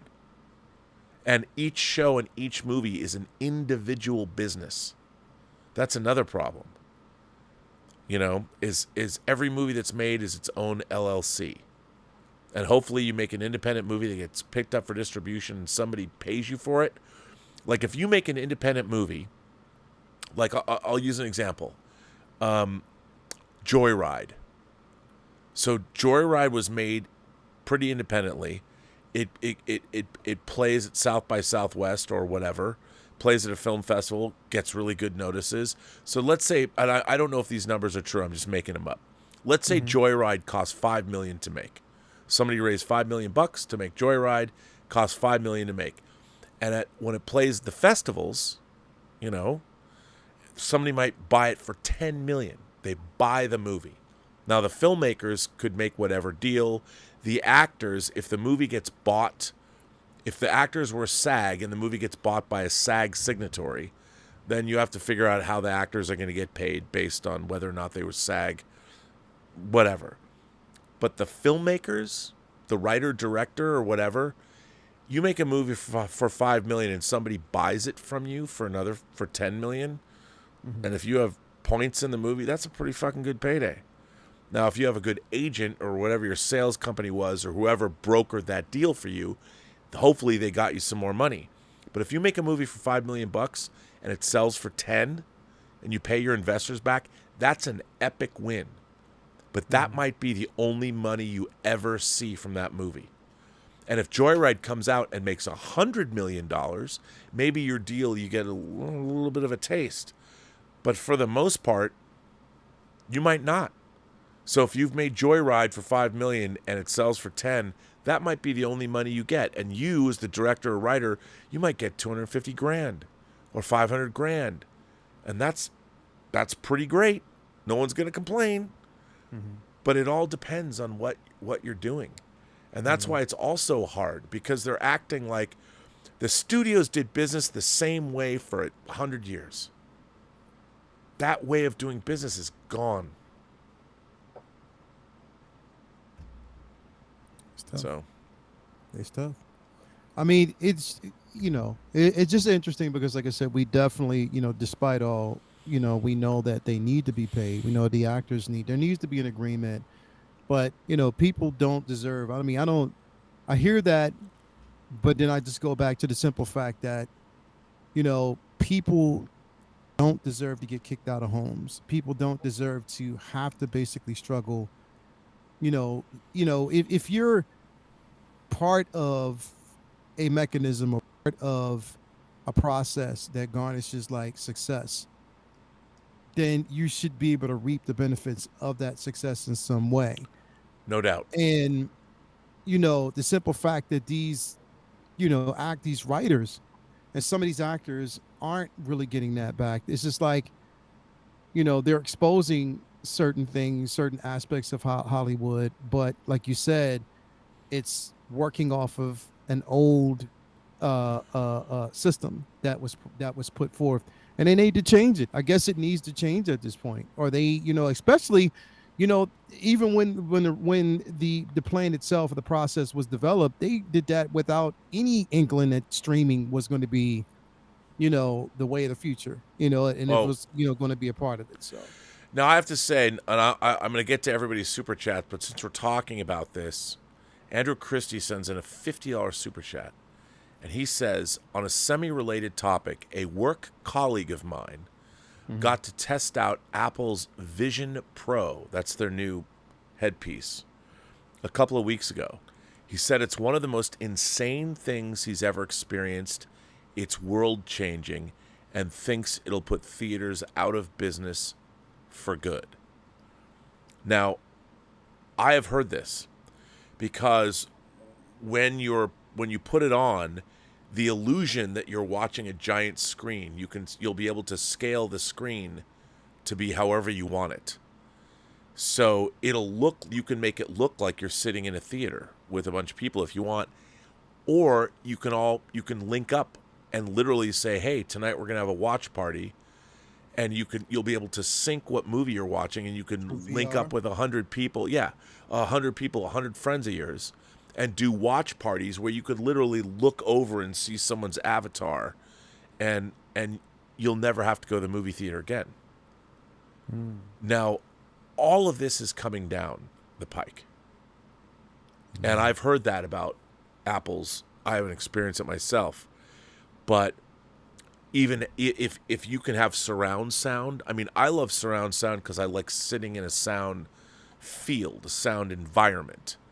But if you can have that sound environment, it doesn't necessarily, I don't need to be, if you could make bass rock my world with some, like if I could put some kind of a bass speaker on my chest and wear it, and I could feel what a thunderous bass sounds like like it would in an IMAX theater. I mean, the illusion of how you see something, we're locked into the way we see, and if you could have a scalable thing that looks similar. I don't know. I still want to. I mean, the theater experience is nothing like it, man. Right, because it hasn't been nothing else, and I'm with you. But what happens if a virtual experience is, like, what if our audience right now, like, we could have, okay, there's 423 people watching this channel right now. What if I said, okay, everybody, I have a special treat. We're all going to watch my movie, Free Enterprise. I just finished a new cut of it. Put on your Apple Glass or whatever. We'll go watch it together.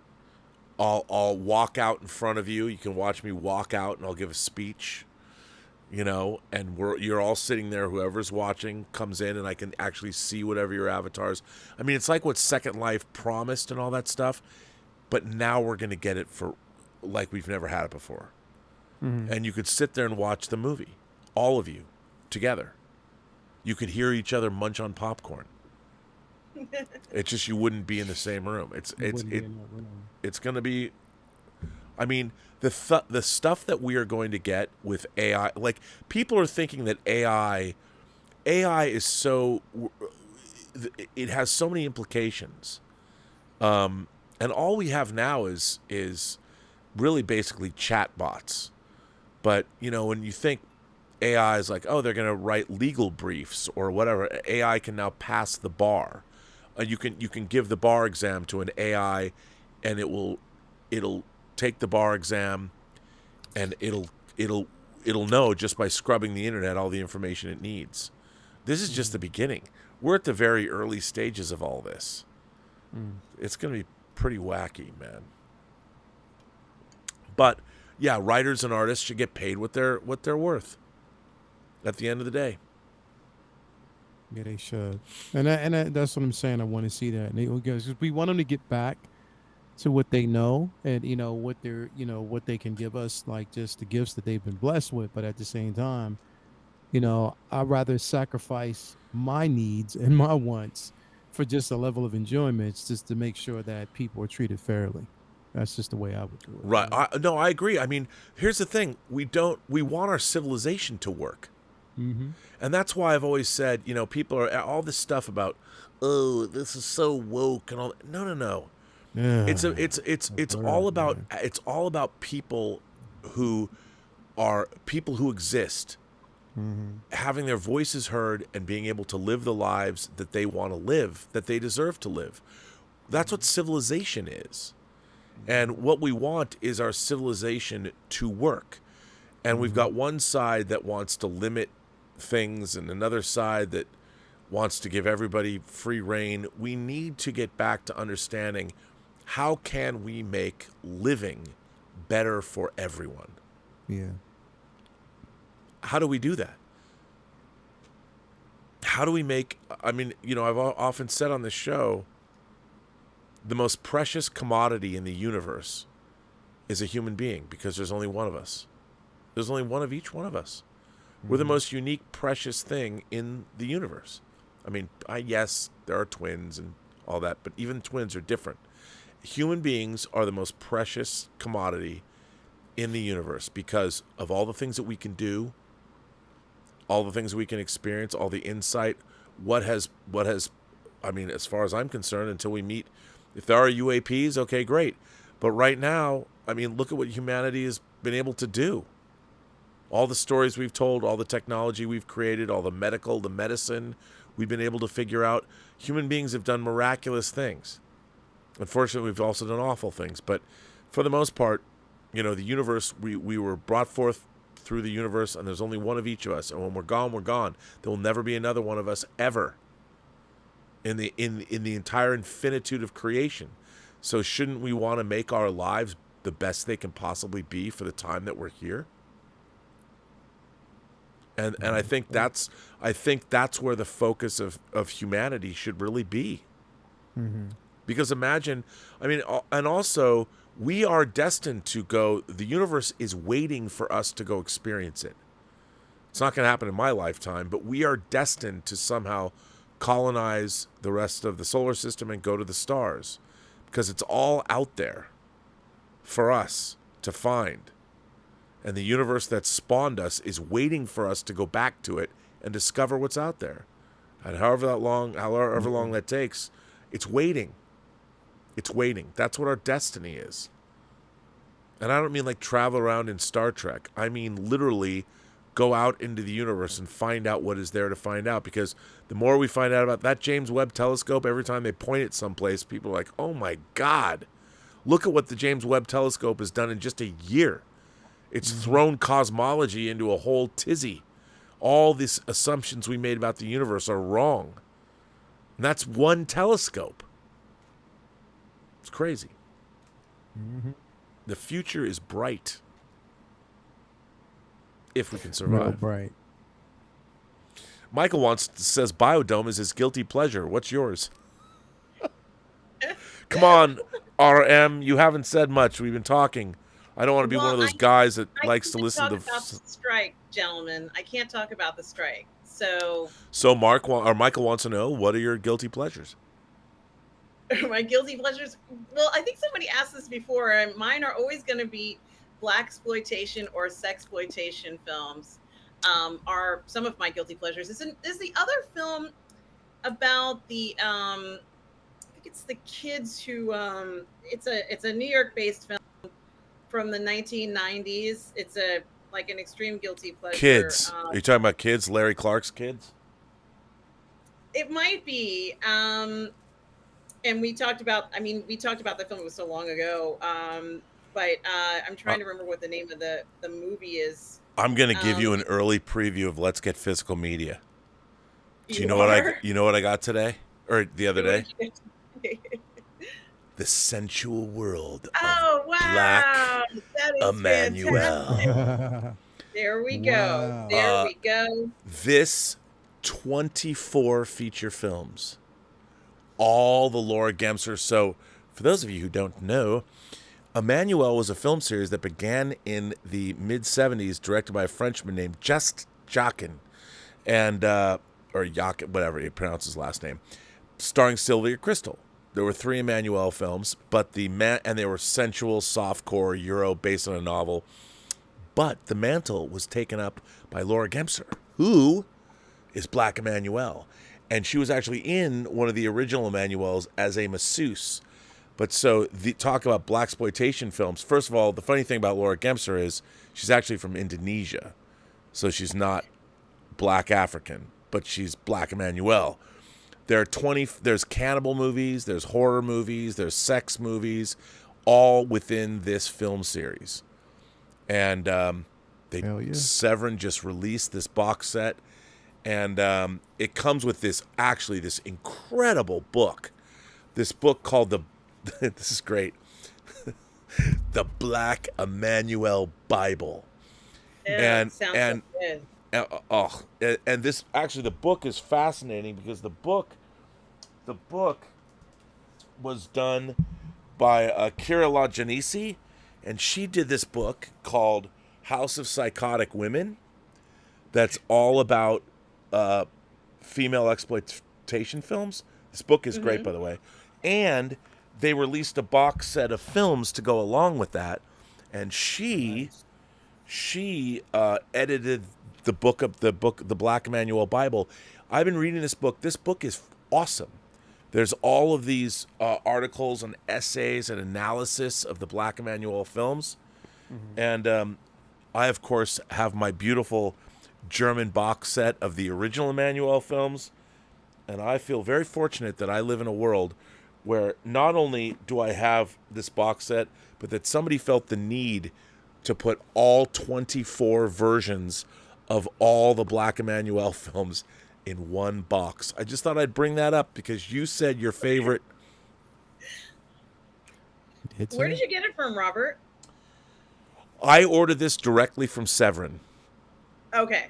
So and there was actually an article in the Hollywood Reporter.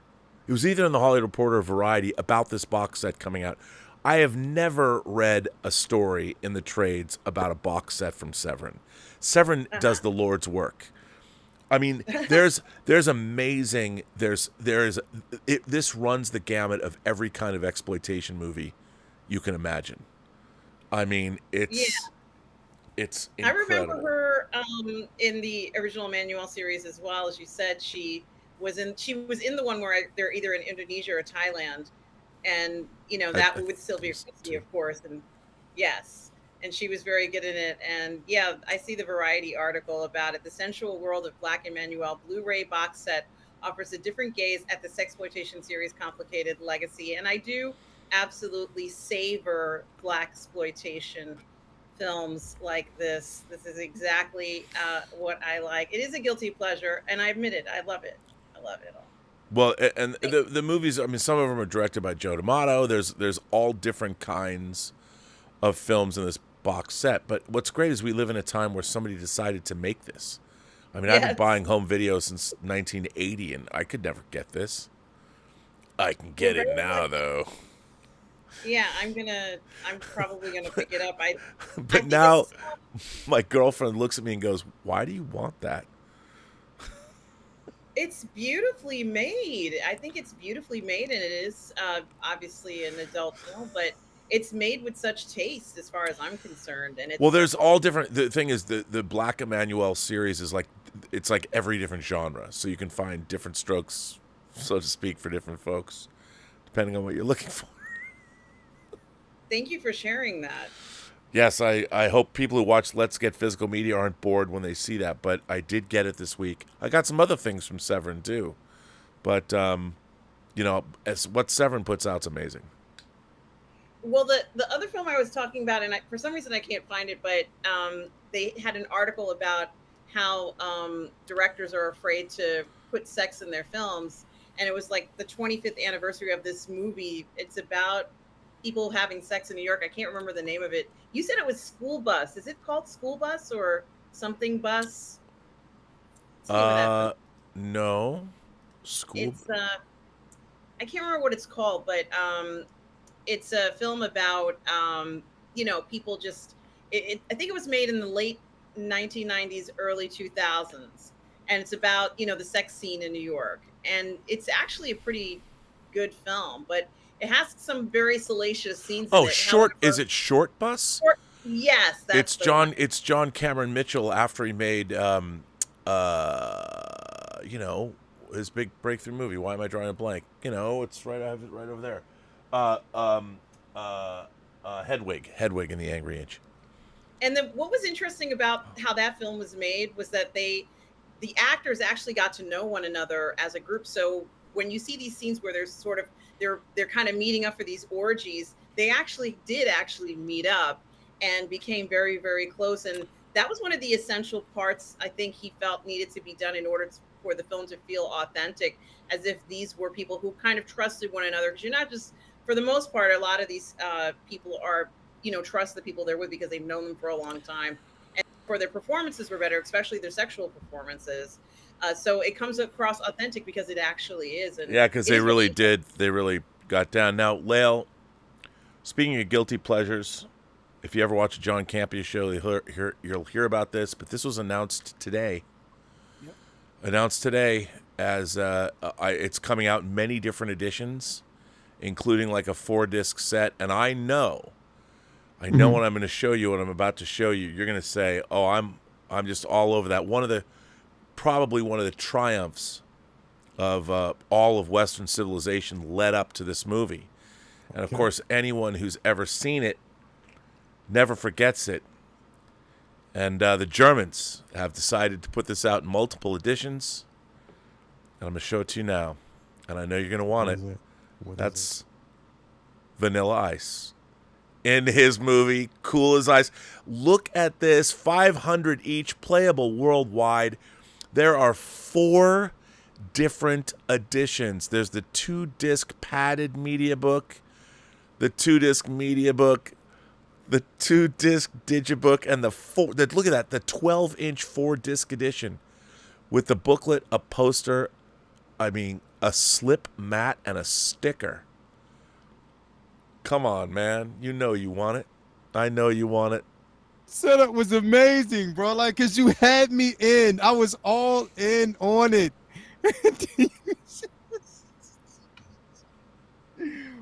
Wow, bro. You know what? I want to see a biopic of Vanilla Ice's story played by Channing Tatum. Oh, yes. I would want to see a biopic of Vanilla Ice's story played by Channing Tatum. Could you do it? Could you type it in and see what it would come up with in AI?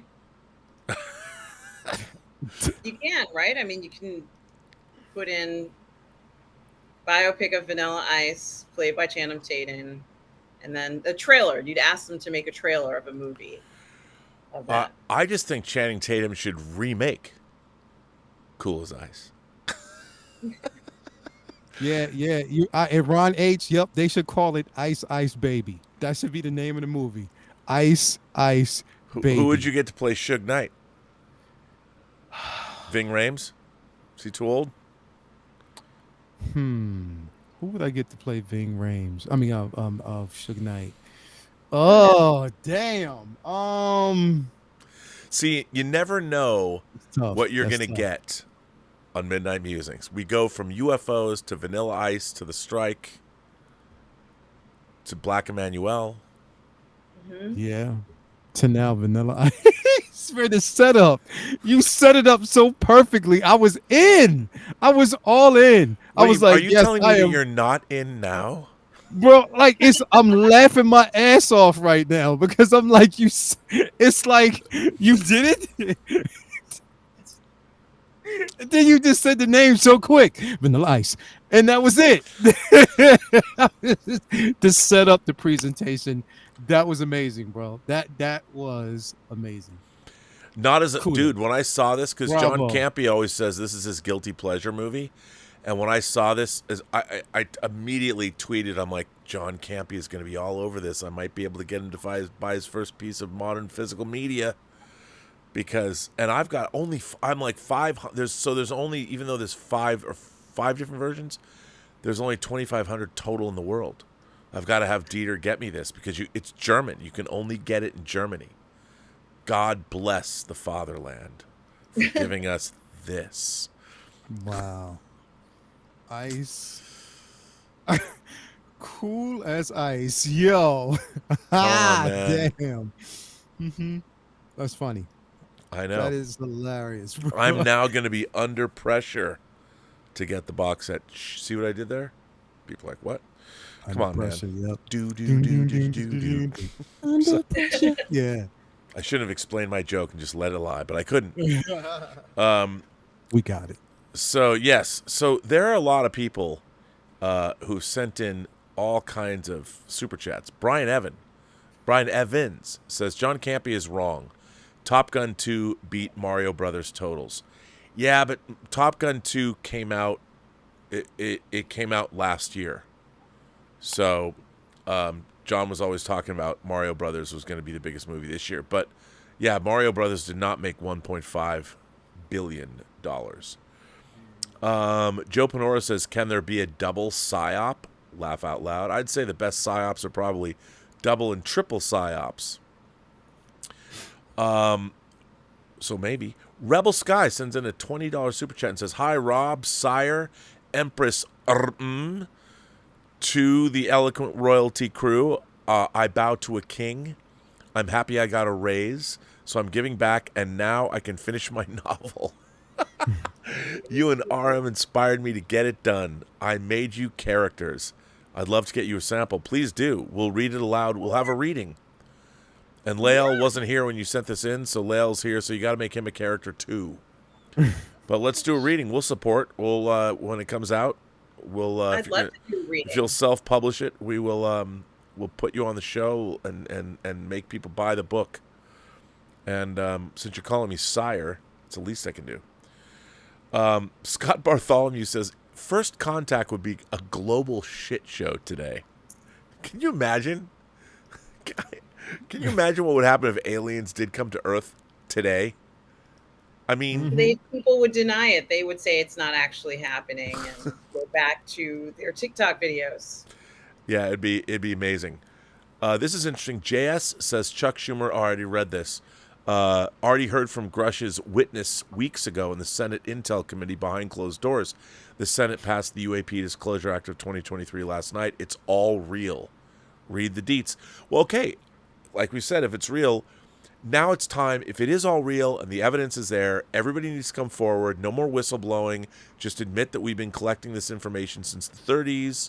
You know, maybe Graham Hancock can finally stop getting pilloried by the archaeology community. And yes, there were people here 12,000 years ago. And all of it can come out. We can finally just admit that we live in a great, wondrous universe. Or not.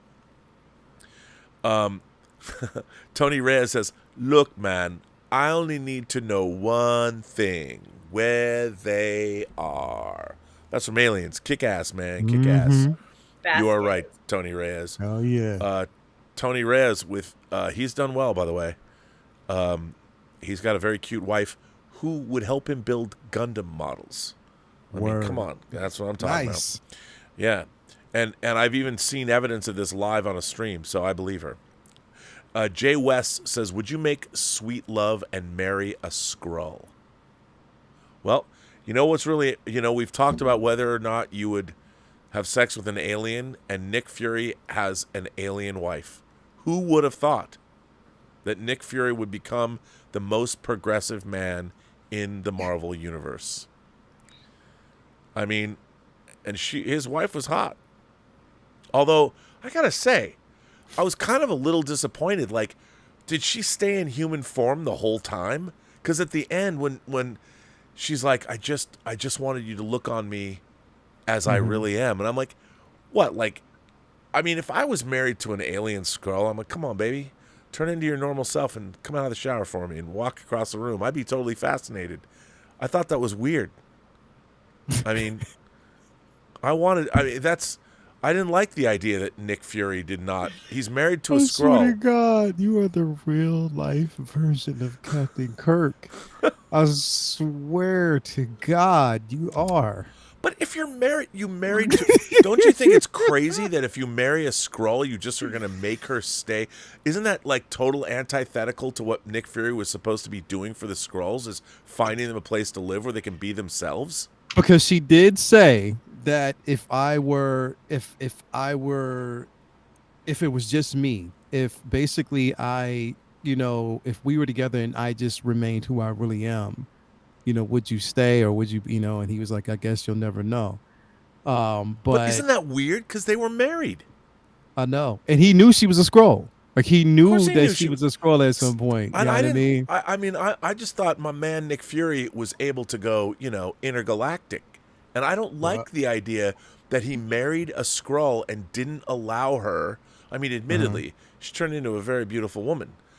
But she's still like he married a woman and made her put on basically a costume for him. That seemed not cool. I didn't like that, Nick Fury. I mean, if you're going to marry a woman, marry the one like when Sarek married Amanda, Spock's father, who was a human, he didn't say, now we have to have your ears surgically altered so you look more Vulcan. He didn't do that. He was still hitting that.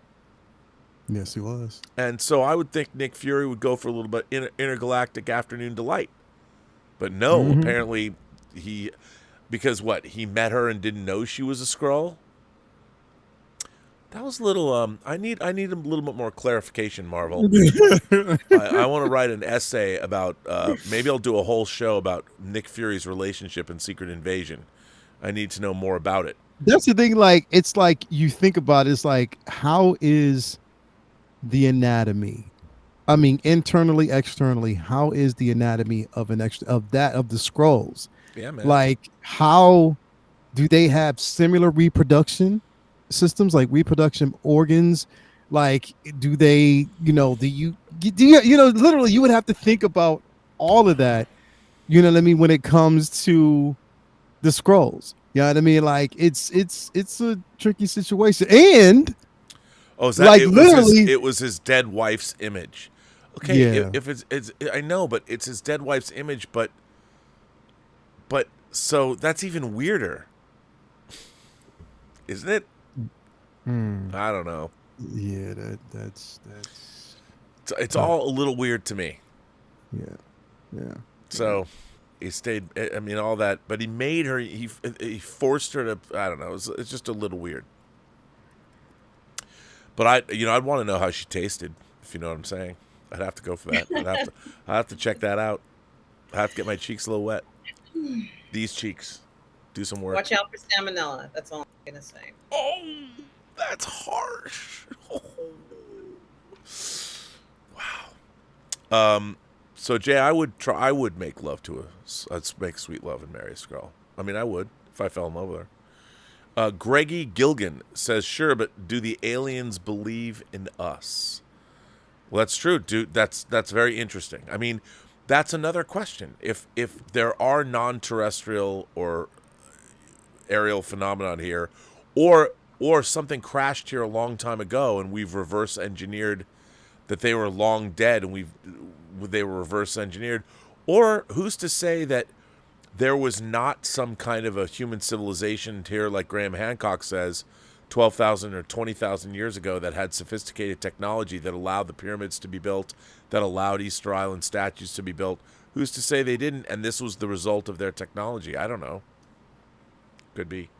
Our friend RRTNZ says, screw this secret invasion BS. In no sensible world are there Skrulls, much less super Skrulls, without the Fantastic Four first. That and retconning Fury and Rhodey. Are the writers morons or just DGAF? It did that last episode, bro. I'm sorry. It did feel like lazy writing. It did. It felt like lazy writing, as if they just completely gave up, or they were pressed. It felt like they were pressed for time, and they knew they were. That's what it felt like, that they were really pressed for time, and they knew they were. So they rushed to get this last episode out, and without really tying things together or making it like having it make sense, because none of what was actually happening made that much sense. Now, I know that when they were shooting this, it was confined to the pandemic as well, but even still, bro, like, it just felt lazy. Like, it really, really felt like lazy writing. And I don't say that a lot, but this felt like they just, I don't know, like, well, do your research, you'll understand it type of situation. You know what I mean? Do your research or leave it up to your imagination. No, if you want me to watch this shit, you give me the imagination that I need. Like, literally. Don't do that, bro, because it was a setup, and that was the biggest thing. Like, they suffered the same thing, and I know you didn't, really didn't particularly, you weren't fond of Moon Knight. I liked Moon Knight up until that last episode. Yes. That No, last I liked episode it. I liked it. destroyed me, bro. I was like, come on, really? This is what you're doing? Like, this is basically what you are doing? Like, it made absolutely no sense, and it felt fucking rushed. And it's the same thing. Like, you spend so much time on episodes before that, giving it more time. Some episodes were like 45 minutes. Some they were longer. You should have used that. And honestly, bro, to be quite honest, this was not a payoff for Maria Hill. You basically put Maria Hill in this particular story and kill her off the way you did in this weak ass shit. Come on, man. Nah, that was not a payoff for her. Like, literally, that wasn't. I loved the season. I loved everything that I saw. The dialect, just basically the exchange of words between characters. I love that. But this last episode, what the fuck were you doing? Like, literally, like, that little ass, having Gaia's little ass, her Drax arm looked crazy. It looked insane. I was like, what the hell was that? Well, here's something else that really bothers me. Okay? Mm-hmm. Like, if you have Drax's DNA, like, I'm wondering, was his body, I always thought that was like scarification of some kind, indigenous tattoos or something. Mm-hmm. Like he had that, like, that wasn't a naturally occurring thing. It was a choice. It was part of him as a warrior. He was, maybe it wasn't. But when she got the Drax arm, it had that scarification or that. So was that part of his DNA? Mm-hmm. And I'm like, well, that maybe that's just because I was misconstruing. Maybe that's just what he looked like. But it looked like, maybe it was his naturally occurring thing. But just because it was Drax's DNA, it wouldn't have grown necessarily exactly the same or something. It just, like, she should have kept, like, literally. If anything, like, all right, for instance, I'll give you an example. Earlier, you talked about Nimrod's first introduction to comics.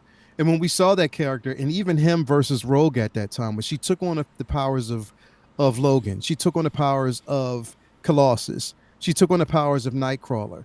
But when she took on those powers, she still maintained her feminine aspect. So what I'm saying is, even if she had the power of Drax and everyone else, she didn't have to grow a big ass arm. She could have just basically showed her regular, just elude the strength, but keep it feminine. Keep her in that feminine stature, because it just fits well. The way they did this, it was just like, it was like you took a whole bunch of Marvel Legends and just start piecing them together. It just didn't really look well to me. Like, that CGI didn't look, and it just didn't fit. However, I gave them respect because it was the story that they were trying to tell. But I just don't think they stuck the landing with that last episode at all.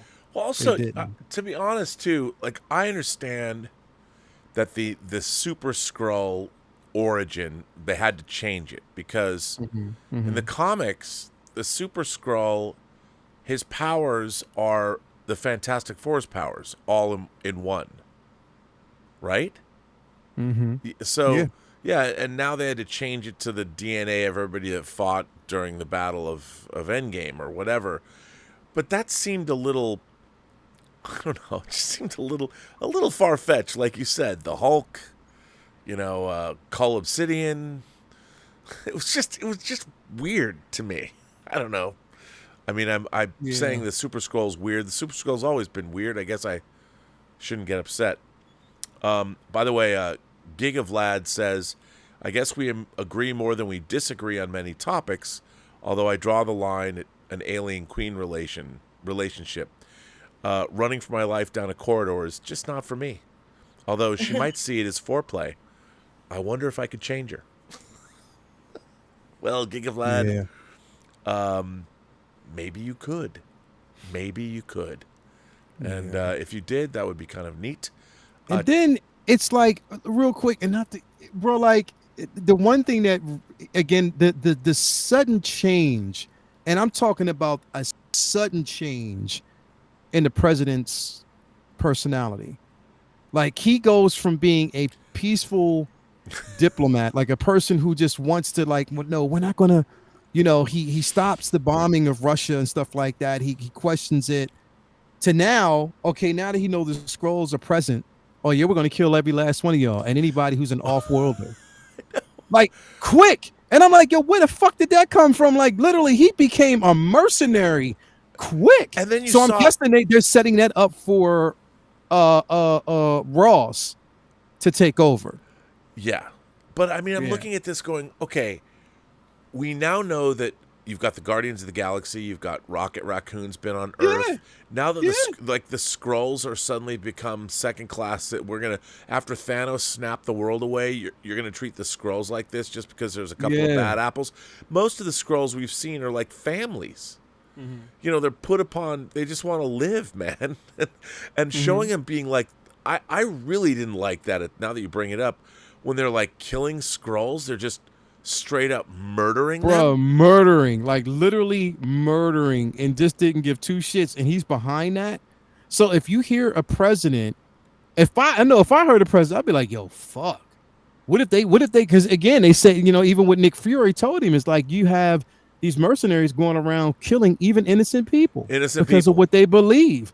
So you're allowing, now, look, I get it.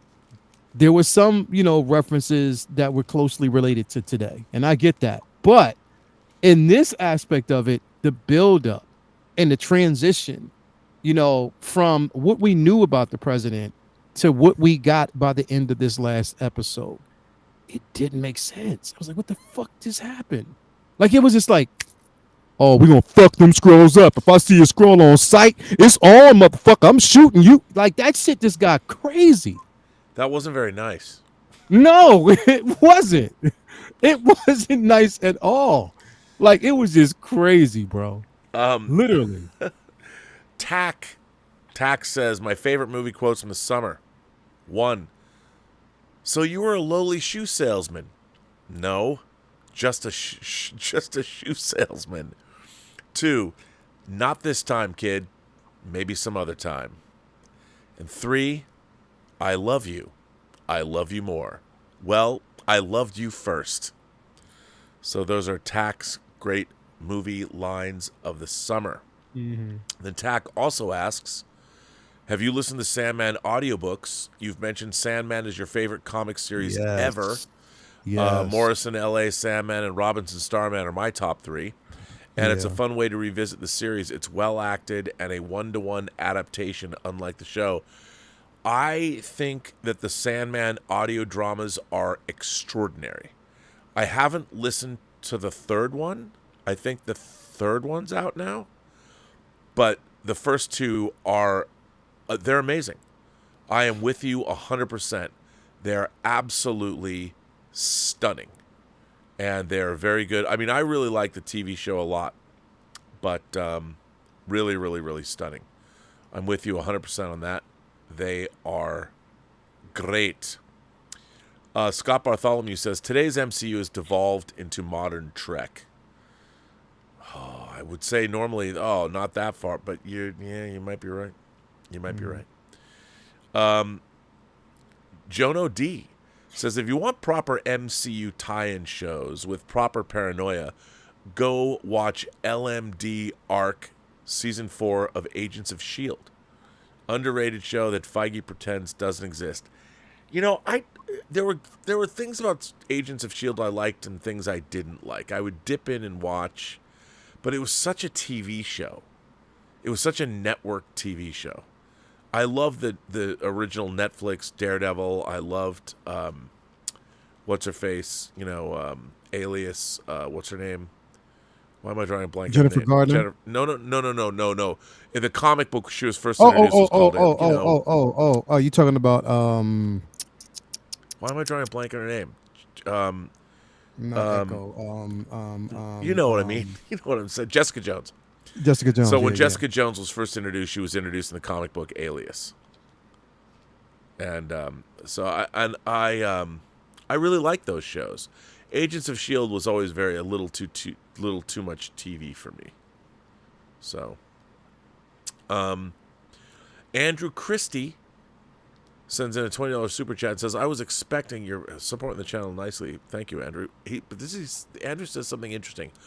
I was expecting WandaVision to be the start of Marvel going really out there and taking risks after 12 years of earning the trust from the audience. But it seems it has been the start of the MCU's decline. You know what? I got to say, I felt the same way too. I agree. I thought that in the very beginning, bro, I felt as though WandaVision was the perfect candidate for what we could possibly see going into the next phase. I was like, okay, if this is how they're going with it, I think because it was a very courageous approach. WandaVision was, and I think they nailed it because I was hooked every week.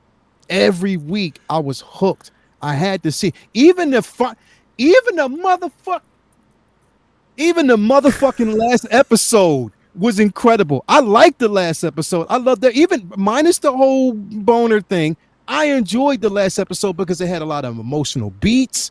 It just, we got a chance to see fucking seeing Scarlet Witch finally in her tiara and like the whole everything. I was even like the whole switch, the bait and switch with her using, it was incredible. I loved everything about that. And I'm like, you know what? If this is a sign of what's to come, I'm all in. I'm definitely all in. Hell, I even loved, and I know a lot of people didn't, but I loved the Falcon and the Winter Soldier. I did. No, I loved everything about that. It's been my second favorite show, and the fact that they dipped into the truth storyline, I thought that was really ballsy.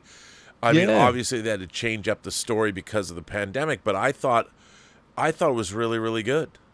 Yeah, it was real good, but it's just like that's when things started getting questionable afterwards.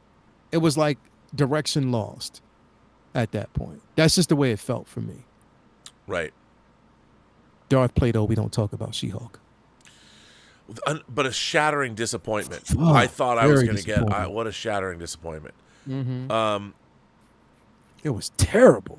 I mean, I thought WandaVision was so ballsy. Those first 3 episodes with all the different sitcoms from the different decades, and we're all shaking our heads, going, "What the fuck is going on here?" Yeah. And then when you got to the 4th episode, that was suddenly outside, and you're seeing what's going on outside. I was like, "Wow." Yeah. I'm like, "This is bonkers." Yeah. But like Andrew says, that's kind of what I thought we were going. And like you, I mean, I liked Falcon and Winter Soldier a lot more than I think you did. Like, I really liked how it dealt with coming back from the blip. Yeah, bro. It dealt with coming back, the blip. And Tony Stark was dead, so I'm like, why does everybody think that all Avengers are rich? Yeah. I mean, I'm like, Falcon is a military officer. Military He's got a military officer pension. struggling. They were just given stipends. The entire time, enough money to cover what was needed at that point while they were active. And now that Tony's gone, it's like a lot of funding and stuff like that isn't there. And I really liked the relationship he had with his sister and the whole going to get this boat. That was their boat, and they wanted. I thought all that stuff, and when he met Isaiah, and Isaiah's like, they're never going to accept you as Captain America, and I'm like, Yeah. you know, some people, I remember saying that some people were making comments, oh, this is so woke, and I'm like, no, this is No, it's exactly what would really happen. Around Like, that and time, Isaiah was really wronged by his own government, so he was bitter for a reason, you know, and I thought I loved all that stuff. And they went to Madripoor and all that. I mean, it was, well, you know, I liked it. I think that of all the Marvel shows, those two were actually my favorites, and a couple episodes of What If. hell yeah. I wish that wasn't the case. Michael says now superheroes are viewed viewed bad like mutants. Yeah, I mean maybe they are. I don't know. I mean now after Secret Invasion, maybe it's so weird because, again, Secret Invasion, you now have Skrulls on Earth being hunted down and straight up murdered, led by the United States president. What does the rest of the world think? I mean, what does the rest of the world think about this? What does Israel think about this? Mm-hmm. And they're never gonna. We'll never know. And I'm like, you guys are doing, once again, you've done all of this earth-shaking stuff because you had Skrulls at every level of government around the world, and now you're just straight up murdering them. And how are you going to deal with that? Is that going to be picked up in Armor Wars? Are they going to deal with that with Captain America: New World Order? Post Skrulls? And they still don't have a home. So Nope. And that's the thing. It's like now exposed, and they're going to be hunted down. But there was good from this because, again, it lets us see how going forward the mutants will be treated because they're different. You know what I mean? So if you think about it, it's like, you know, Carol Danvers, she's off-world. How will she be treated when she comes? Thor, he's a god from Asgard. How will he be treated? You know what I mean? Like when you think about like that of people who've served for the greater good, are you going to outlaw them too and say that they need to die on sight? Because right now you're sounding like Trask. Well, exactly. I have to tell you, I have honestly, Deadpool 3, I look at it as a one-off thing. It's weird, funny, whatever. After reading the Hellfire Gala 2023, I have absolutely no faith that they're ever going to be able to effectively incorporate the mutants into the MCU. I don't think they can do it. I have to 1000% agree. I'm afraid. I'm afraid of what, because the thing is, it is a delicate situation that has to be done right. If they fuck up the X-Men in the MCU, I'm checking all the way the fuck out. I'm letting you know that right now. Again, like you, the X-Men comics have been my bread. Like that's basically been my go-to. You know, I've been reading X-Men comics, you know, since elementary school. You know, that's how much they've affected my entire life and things that we wanted to see on screen. Even I wasn't a fan of Bryan Singer's Fox X-Men, you know, interpretation at all. I still appreciated certain aspects of it, but damn, bro, if they fuck this up, you know, if they fuck up the Fantastic Four, it's just like, yo, I can't forgive you for that. Well, I can't. What I find so interesting is basically, to me, in my mind, the first three phases of the MCU are the Avengers. Yeah. That's what they are. They did not build the MC. It's funny to me that people say, oh, it's the Marvel Cinematic Universe. To me, it's the Avengers Cinematic Universe because they didn't have Fantastic Four. They didn't have the X-Men. And to me, the X-Men, when I think of Marvel, they're to me the core of it all. The Avengers, I mean, I know the Avengers were around, but to me, some people were Avengers people. Like when I was growing up, I was a Justice League kid, and everybody in my neighborhood was Avengers kids. Then I went from Justice League to New Teen Titans and X-Men in like 1980. But to me, it was clearly Avengers centric because there was no Fantastic Four, there was no Spider-Man, Yeah. and there was no X-Men because there couldn't be because of rights issues. Mhm, But now mhm. they're trying to make this MCU, and it just doesn't work. None of it. I mean, I liked Shang-Chi for what it was. It wasn't the Paul Gulacy, Doug Mensch Shang-Chi, but I liked it. I thought it was good. I thought it was fun, but it's been completely inconsequential since it came out. The Ten Rings. I mean, maybe they're connected to Amon, or what's her name, Valari. You know, Miss Marvel. Yeah. Yeah, they're connected to her, and they're connected to, but who? I don't care. You know, it has no. I look at the trailer for Marvels, and maybe it'll be good, but I still don't. What the story that they seem to be telling doesn't. I wasn't as much as I did like the first Captain Marvel. I'm not gonna lie, I did too. I liked it. I liked it, but I just hope they don't like from. I gotta admit, like the trailer, it didn't hit me like that, bro. I don't It even know didn't really hit what me. story are they telling. What do I care if their powers are getting switched? I don't know. Who It cares? just I don't know, and I don't know. It was weird. It was definitely weird, bro. It was a weird take. I guess it's just a situation where we got to watch and see. A geek That's of one in the chat says something interesting. He says they already gave you 25 movies of good to outstanding quality. Totally agree with that. I'd say 23, and and you won't be able to forgive them. They set up an expectation. Mm-hmm. You know, they set up an expectation with multiple phases. Mm-hmm. What I found strangely interesting, it doesn't make me happy. How did they go from this interesting, interrelated, building upon things?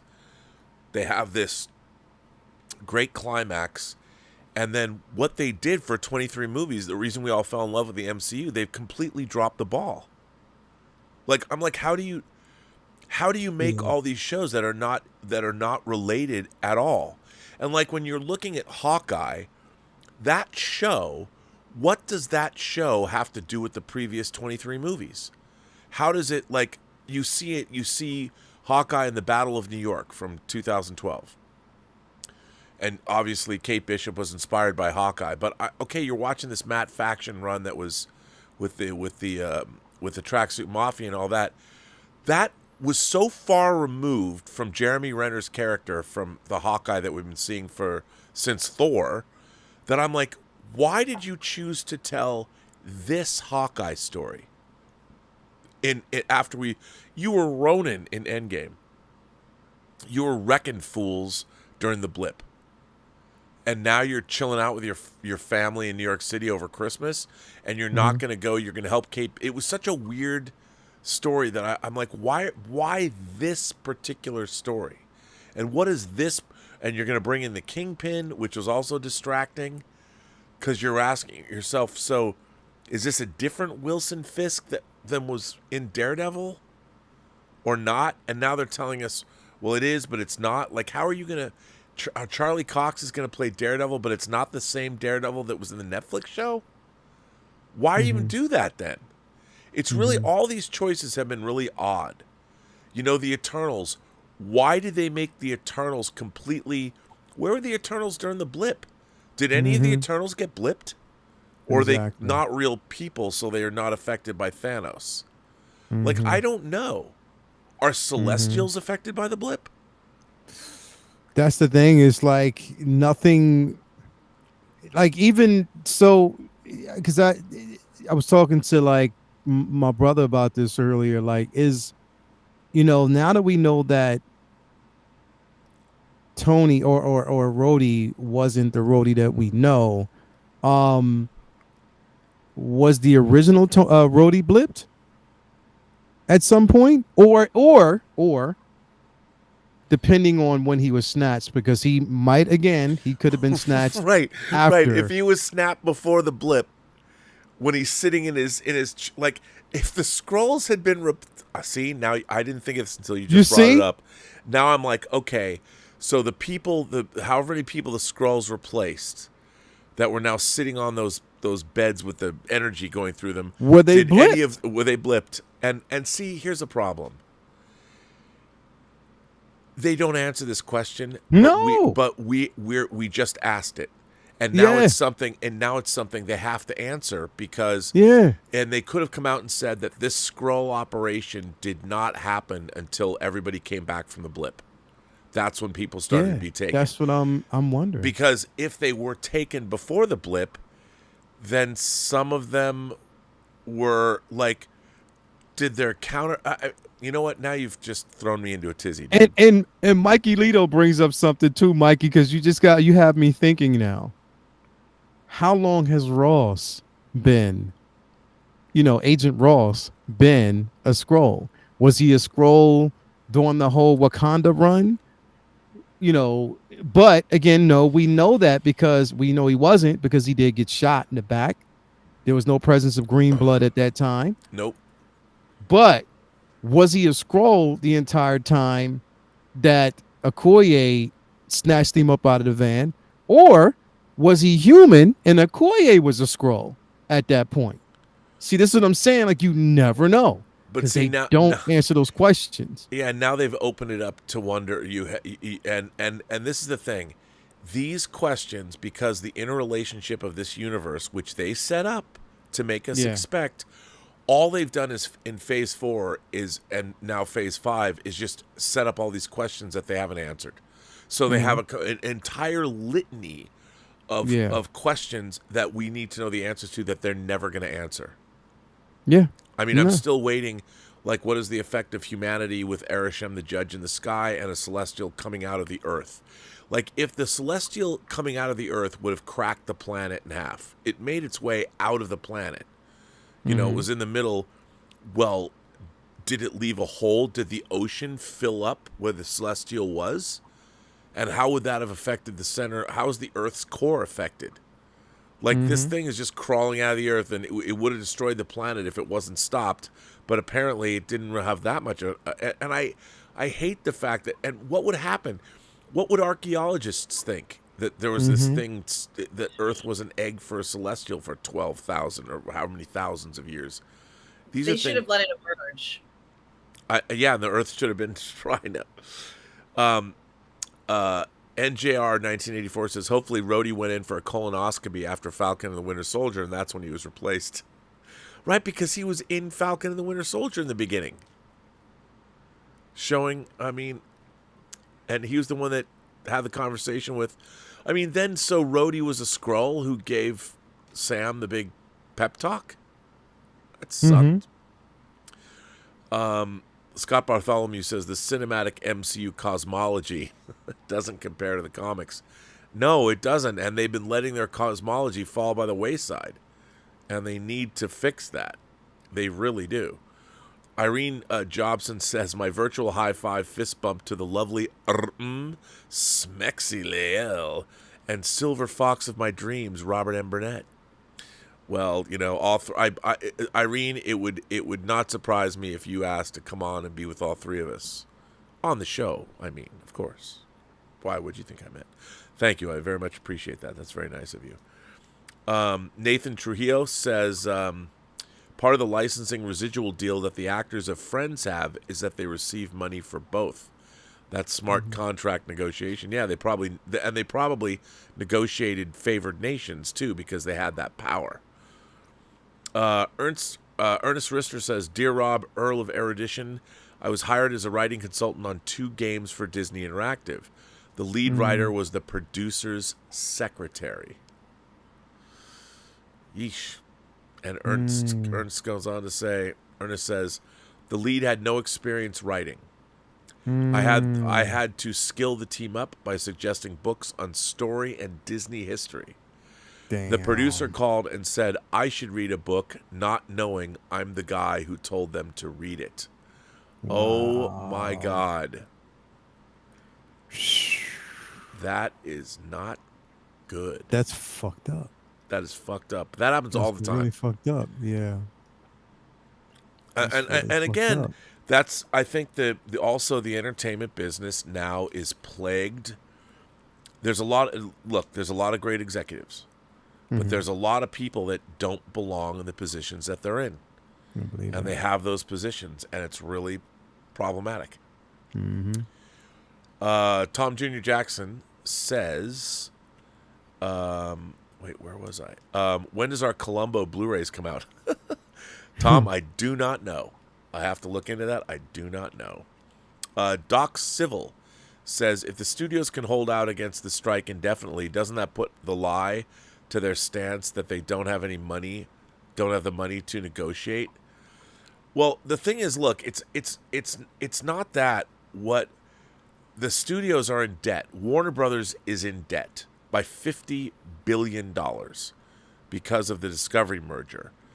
And they're being asked to renegotiate contracts with now the Writers Guild and the actors that cost money they don't currently have. They're trying to figure out how can they save money, and they're being asked to spend more money by the writers and the actors. It seems like it might be a no-brainer, but how do you get a studio like Warner Brothers to pony up when they're $50 billion in debt? I mean, I don't know. They still have to make stuff. Mm-hmm. So it's a tough one. And to be honest, I don't think what the actors are looking for or the writers are looking for anything that's too out of the ordinary. I think what the writers want is incredibly fair. They And I just want think- benefits and they want time to fair write. wages in town. Yeah. Yeah, they want what writers used to have, which was the ability to make the best show they could possibly make. That's what they want. And I agree with them. Hunter Becknell sends a $20 super chat and says, what I loved about Oppenheimer was the physics. Nolan showed it on a chalkboard, but also showed us explosions with delayed sound. That's real science. I agree, and that's what makes something interesting. Real science is fascinating. That's why modern Star Trek is so maddening. They dispense with all real science all the time, and it's frustrating. I'm not saying that the original Star Trek was some paragon of scientific accuracy, but at least they would try and figure it out.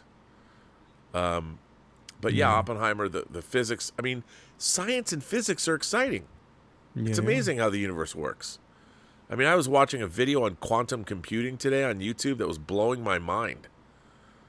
I mean, go look into quantum computing, man. That stuff will spin your head around. WraithX7 says, what did you all think about they cloned Tyrone? I haven't Loved seen it. it yet. Can't wait to see. I How haven't is it? seen it. Loved it. I haven't seen it. It's great. Loved it. Because the thing is, but here's the thing, bro. It has some very comedic parts to it, but it does have a message that does let you, it makes you think. But here's the thing. We live in a world right now where making you think becomes a task to some people. And if it Correct. has a message, it's woke, which I hate that word. I hate too. woke. What does it even I mean hate the anymore? word. No, that's what I'm saying. I hate the word woke, and I hate when it's used, and I hate it.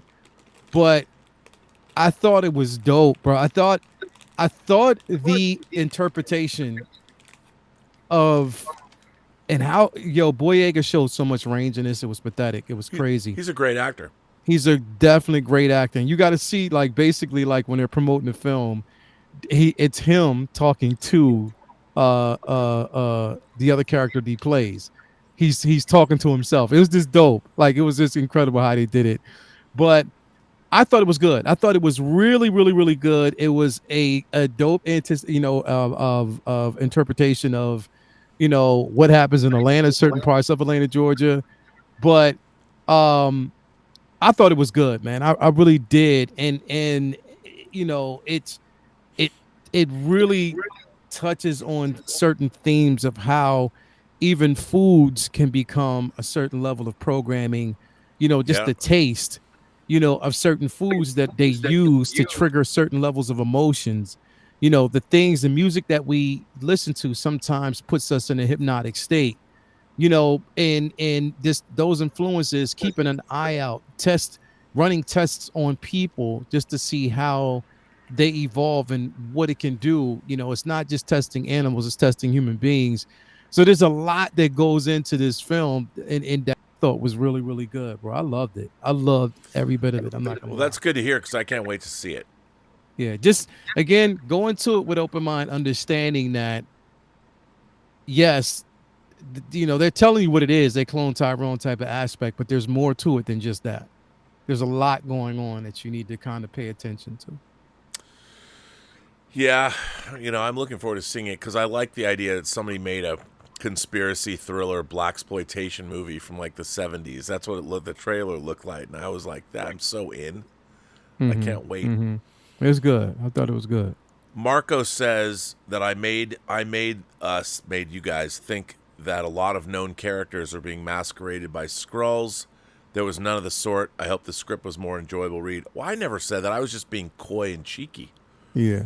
But the script was the basic outlines of the script was the same, but it was a lot less smart than it read when I first read it. It was rewritten and it was reshot, and to be honest, I was a much bigger fan of the original version that I read. And the thing is, like, people are like, well, let me read it. I can't because they code scripts so you can tell where they came from.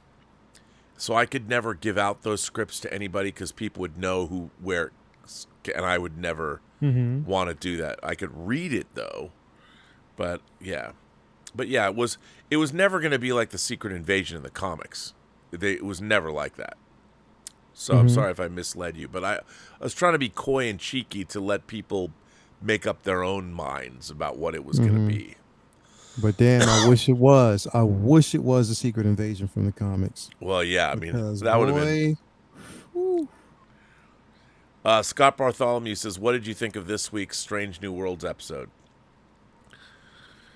I thought it was a much better episode, but here's the thing. I don't think suddenly you're dealing with this really dark, morally ambiguous war story. And I'm like, this is going to seem strange because people have been mad at me about this. I don't think Strange New Worlds has earned the right to tell that kind of a story. I mean, you're between a crossover episode with an animated series, and next week is the musical. And now you did a story about where one of your characters is probably, very possibly, a straight up murderer on the Enterprise and has a crewmate covering for him. I thought that it was very problematic in a number of different ways. And I'll tell you something. I've been arguing with certain people online all day, and people are like, well, Rob, it's just like a Deep Space Nine episode. I'm like, look, Deep Space Nine set up the Dominion War in season 2 of the show. And then there were elements of the Dominion War. They were leading up to it in season 3. In season 4, the Klingons, when they went back to war with the Klingons, all of that was... And then by season 5, 6, and 7 were all about the Dominion War. And while there's all different kinds of episodes, like there might have been a funny episode, the Dominion War hung over everything. The show was about that. Every Strange New Worlds episode is only about itself. And this was a Klingon story. I am waiting for Strange New Worlds to tell an original story that has nothing to do with previous Star Trek. Give me a story about something. Even Una, the story when she's put on trial for her whole backstory was stolen from Dorothy Fontana's Star Trek novel Vulcan's Glory from 1989. And again, that was a story addressing internal continuity of the show. If you want to, somebody brought this up to me today, and in the 4th season of Next Generation, they introduced the Cardassians in an episode called The Wounded. And you find out that the Federation had been at war with the Cardassians early on. Well, that was in the 100-year span of time between the original series and Next Generation, which we haven't seen yet. So what was really cool was they introduced the Cardassians. They have history with the Federation. One of our crew, O'Brien, was on a ship and served under a captain that was introduced, Captain Maxwell, played by Bob Gutton. So you had this whole new scenario that was brand new to the Star Trek universe. They had known about it, but in that 100 years, we hadn't seen anything about this yet. So it was all new. and they told a very morally ambiguous episode where a Starfleet officer was out killing Cardassians in convoys because he was convinced that they were running guns, running weapons across the border, this border. It turns out they were. And Picard had to put a stop to that. And that, to me, is a great episode of Star Trek. This episode of Star Trek was trying to be something like that, but the writers just aren't up to that level of writing. So it made me hate one of the principal characters and not like another one, because one became a murderer and one aided and abetted to that murder. You're just not winning with this. You're not. No, and next week's the musical episode, and then the final episode's called Hegemony, so it's about the Gorn, which is another bastardization of something they didn't come up with. All they do, that show is only about itself. And it's really, show me, it's called Strange New Worlds. Show me a strange new world. Go somewhere where you tell me a science fiction story that is brand new about our crew dealing with something we've never experienced before. It is the most creatively bankrupt. Discovery I hate because it's just terrible. Strange New Worlds I hate because it's creatively bankrupt. And all they do is their raison d'etre is to rewrite the original series. The problem is they don't have writers that are nearly up to that task, so everything they do is terrible. And I understand people like it. It's great because it's a confection. It doesn't ask anything of you. It's like having a gumball.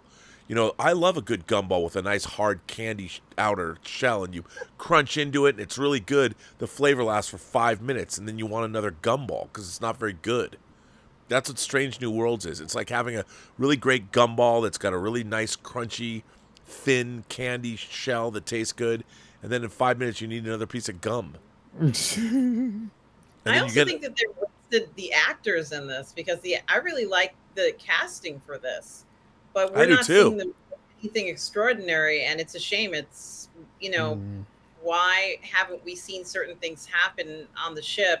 It started off like the Love Boat in space, and they even dropped the ball on that, and that should have been easy. All they would have had to do is to go to every Aaron Spelling Love Boat episode and rewrite it and change it around, and it would have been such an unusual thing.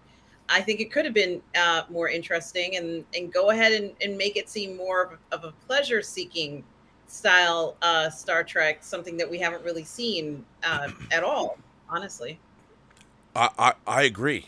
I mean, I have really been, this second season of Strange New Worlds is so, in my mind, you've got a great cast. It is so creatively bankrupt, the show, that it's like, come up with a really interesting, there hasn't been one good science fiction story on this show. And I would say one of the most compelling stories that they ever did was from last season, and they ripped off Ursula Le Guin's Those Who Walk Away from Umlaas. That had a really hard-hitting science fiction end. Talk about a dark ending. But they even botched that because the writing was bad. And that show is so frustrating. It's so... Modern Star Trek is controlled by writers that aren't up to the task of writing Star Trek. And I include Akiva Goldsman in this. Akiva Goldsman and all of his writing staff is working in Batman and Robin and Batman Forever mode. And I hate it. I hate it.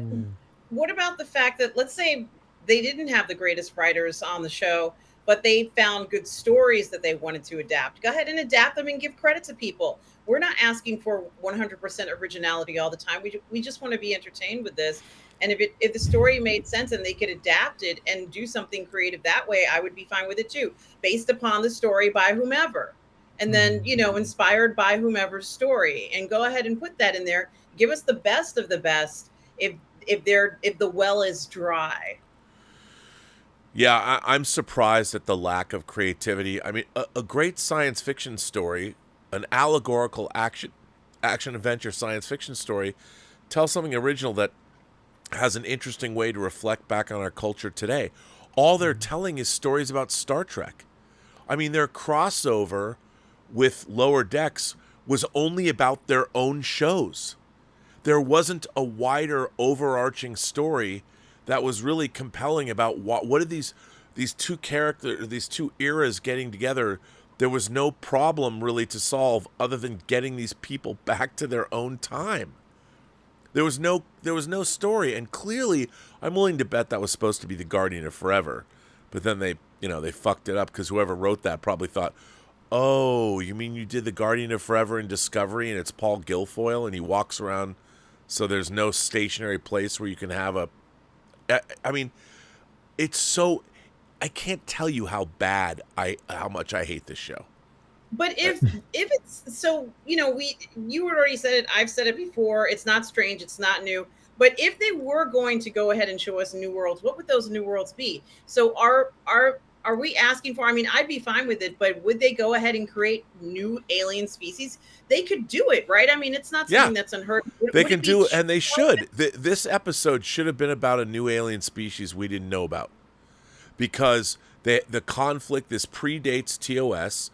And it could have been a conflict with a species, whatever that conflict was. I mean, that's what I would have done. But then again, here's another thing. The show, other than showing Klingons once, they really haven't set up what is the geopolitical situation with the Klingons. As far as Strange New Worlds is concerned, we know it from the original series, but what is their situation? And so they brought in this Klingon conflict and PTSD and people that aren't what they say they are. Their myth or legend has become, and then they have this really morally ambiguous ending that was really distasteful. And I thought, but I'm like, the real question is, what am I supposed to take away from this story? And why did one of our principal characters show the fact that he's so riddled with PTSD over this, and yet he's on the ship? You're supposed to believe. I'd get this character right out, get him off now, because he's clearly unfit to do his job. And what about? Isn't he the one who has his daughter stuck in the? Yeah, she's not still stuck in. No. What is it called? It's the transporter. She's not there. No. She's not there anymore. No. Okay. I don't think so. Yeah, they got her out. Okay, and the other thing is, which, by the way, that was an idea stolen from a 6th season Star Trek episode. TNG episode called Relics with James Doohan. Just saying. Yeah, and he was stuck in there for how long? Was it like 75 years? What I'm also kind of curious about is, so they had Kirk come on there, and his brother. Correct me if I'm wrong. His brother's on the ship, the same ship with him, and everything looks fine. Everything looks okay, and then something sets him off. Like there was something that set him off, and the next thing you know, he's like, he didn't literally do this, but he's like literally throwing a drink in his brother's face, or kind of like tearing him down. And I'm just kind of curious about that, because where on earth did that come from? I can understand him doing that in private, but maybe not in front of like the whole crew inside the mess hall. What did you think about that part? I think it's terrible. Nobody acts that way. These are Starfleet officers, and it's like, because we have to have sibling rivalry now. Like, why? Because that's just it's just an easy, stupid TV trope. They can't think of, these are Starfleet officers. These brothers should probably be the most supportive and they should work like a crack team but instead they're like, they make them, because they have to make them competitive or something, because that's just a stupid, easy way to write. I know Lael probably wants to go because it's past all of your bedtime, but let me ask one last question. Go ahead. Let's go. Wraith X7 says Secret Invasion missed the opportunity to bring in 2 male black heroes into the MCU, Triathlon and Ryder of the Skull Kill crew. They did. Yeah, they did. That's the thing. Look, we know that. I knew that making that translation into the translation that we've gotten, or the depiction that we got in the books, it would have been much harder, because half the heroes that were in that book we haven't seen in the MCU yet at all. Right. You know what I mean? So that's a feat in its own. Like, we don't have, a Jessica Drew. You know what I mean? So we definitely don't have her yet. We don't, definitely don't have, a Luke Cage or anyone else that had a certain level of involvement. So, and we don't have a Norman Osborn. You know what I mean? So there are certain characters that we don't have yet. So I knew that interpretation was going to be, yeah, we're not going to get it. But it is a definite miss, and the opportunity should have been there, and it just wasn't. Um, Again, I enjoyed the episode. Look, I enjoyed this entire season up until the last episode. Plain and simple. Plain and Yep. simple. Well, on that note, I've got a few more super chats that I will finish up. But another great show. We covered a lot of good subjects. What a rollicking conversation that we've had. Yes, yes. And I would ask you both. First of all, Lael, what do you got cooking? Well, tomorrow I am going to actually be in DC at Otakon. It's like an anime con for us. Like, That's cool. we're taking the kids because, like I said, the oldest, she loves anime. So we decided to take a drive up. We'll be there. Of course, we got Collectors Lounge International on Sunday. I'm actually in the middle of recording a video for Bo-Katan and the Throne. Oh, dude. Incredible, right? Incredible. My man Ty from Uncommon Flex, he did it. He did such a great job. So I'm going to do that. I'm still working on that one right now. I'm also releasing a video on Cyborg with the Justice League. So I'm doing that. So stay tuned for that. Yeah, so you can find me on even Mondays, Comic Book Talk with Friends. Wednesdays, Say What. I think we're doing Uncivilized this week. I'm not really sure. I got to check. And then, back for next Friday for, Figure Flex Friday and, for Musing again. So that's basically where it's at. I'm on my way. I'm currently at 3,731, I believe. On my way to 4,000 subscribers. So if you are in the chat and you would like to support your boy, just head over to the 16 Scale Man YouTube channel. Hit subscribe and you'd be doing me a solid. Thank you so much. Yeah, go subscribe to Lael. It's a great channel. Now, what do you have cooking? Well, guys, of course, as you know, I have my own YouTube channel called Positive Fandom. On Sundays, I do have my Sunday brunch show at 10:30 a.m. Eastern Time. I have been covering a lot of historical movies with Darth Plato on my channel as well, where we're doing reviews of that. So do check that out on Thursdays at 6 p.m. Of course, I will be doing gaming in the next 2 weeks once I pick a game that I want to play again. So I am bringing back my gaming, which I have stopped doing for a little while because I've been enjoying the summer. So I haven't been at the console as much.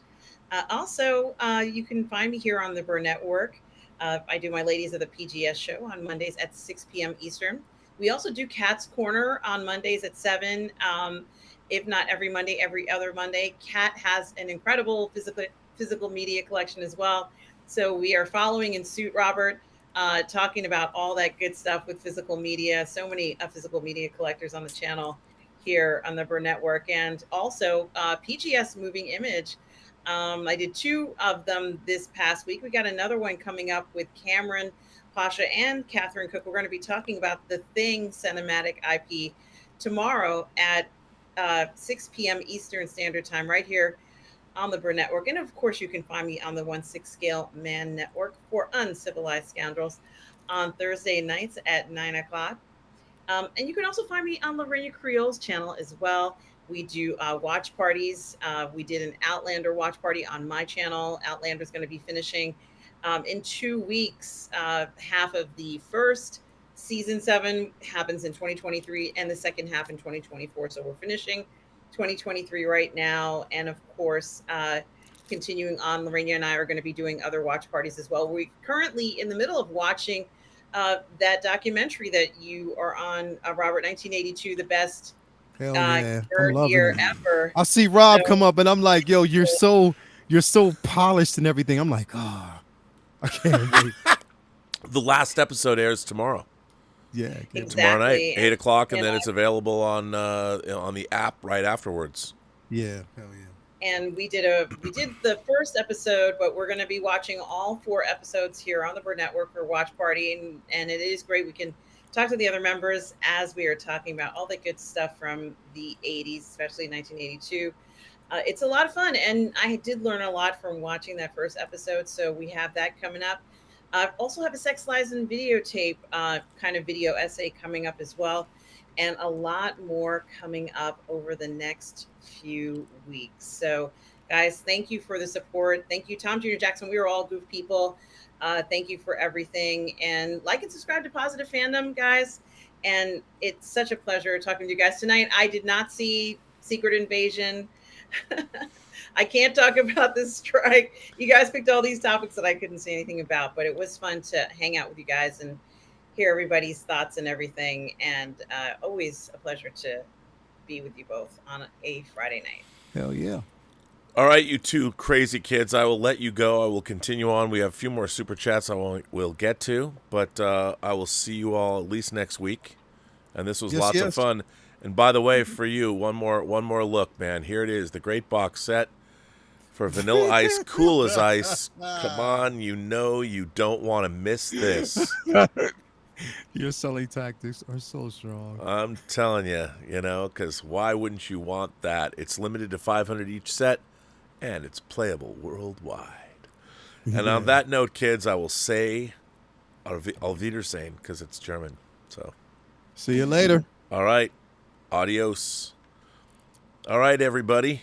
Now you just back to me. Sorry, it's a little messy in here. I'm still moving stuff around. I will say goodbye to all of my friends and family, and it's great to have had Lael and Mmmm here. Let me finish up with our super chats. Just a few more stuff to talk about.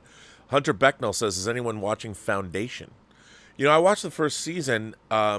I thought it was okay. It wasn't a great adaptation of the story. It's hard to adapt that story anyway.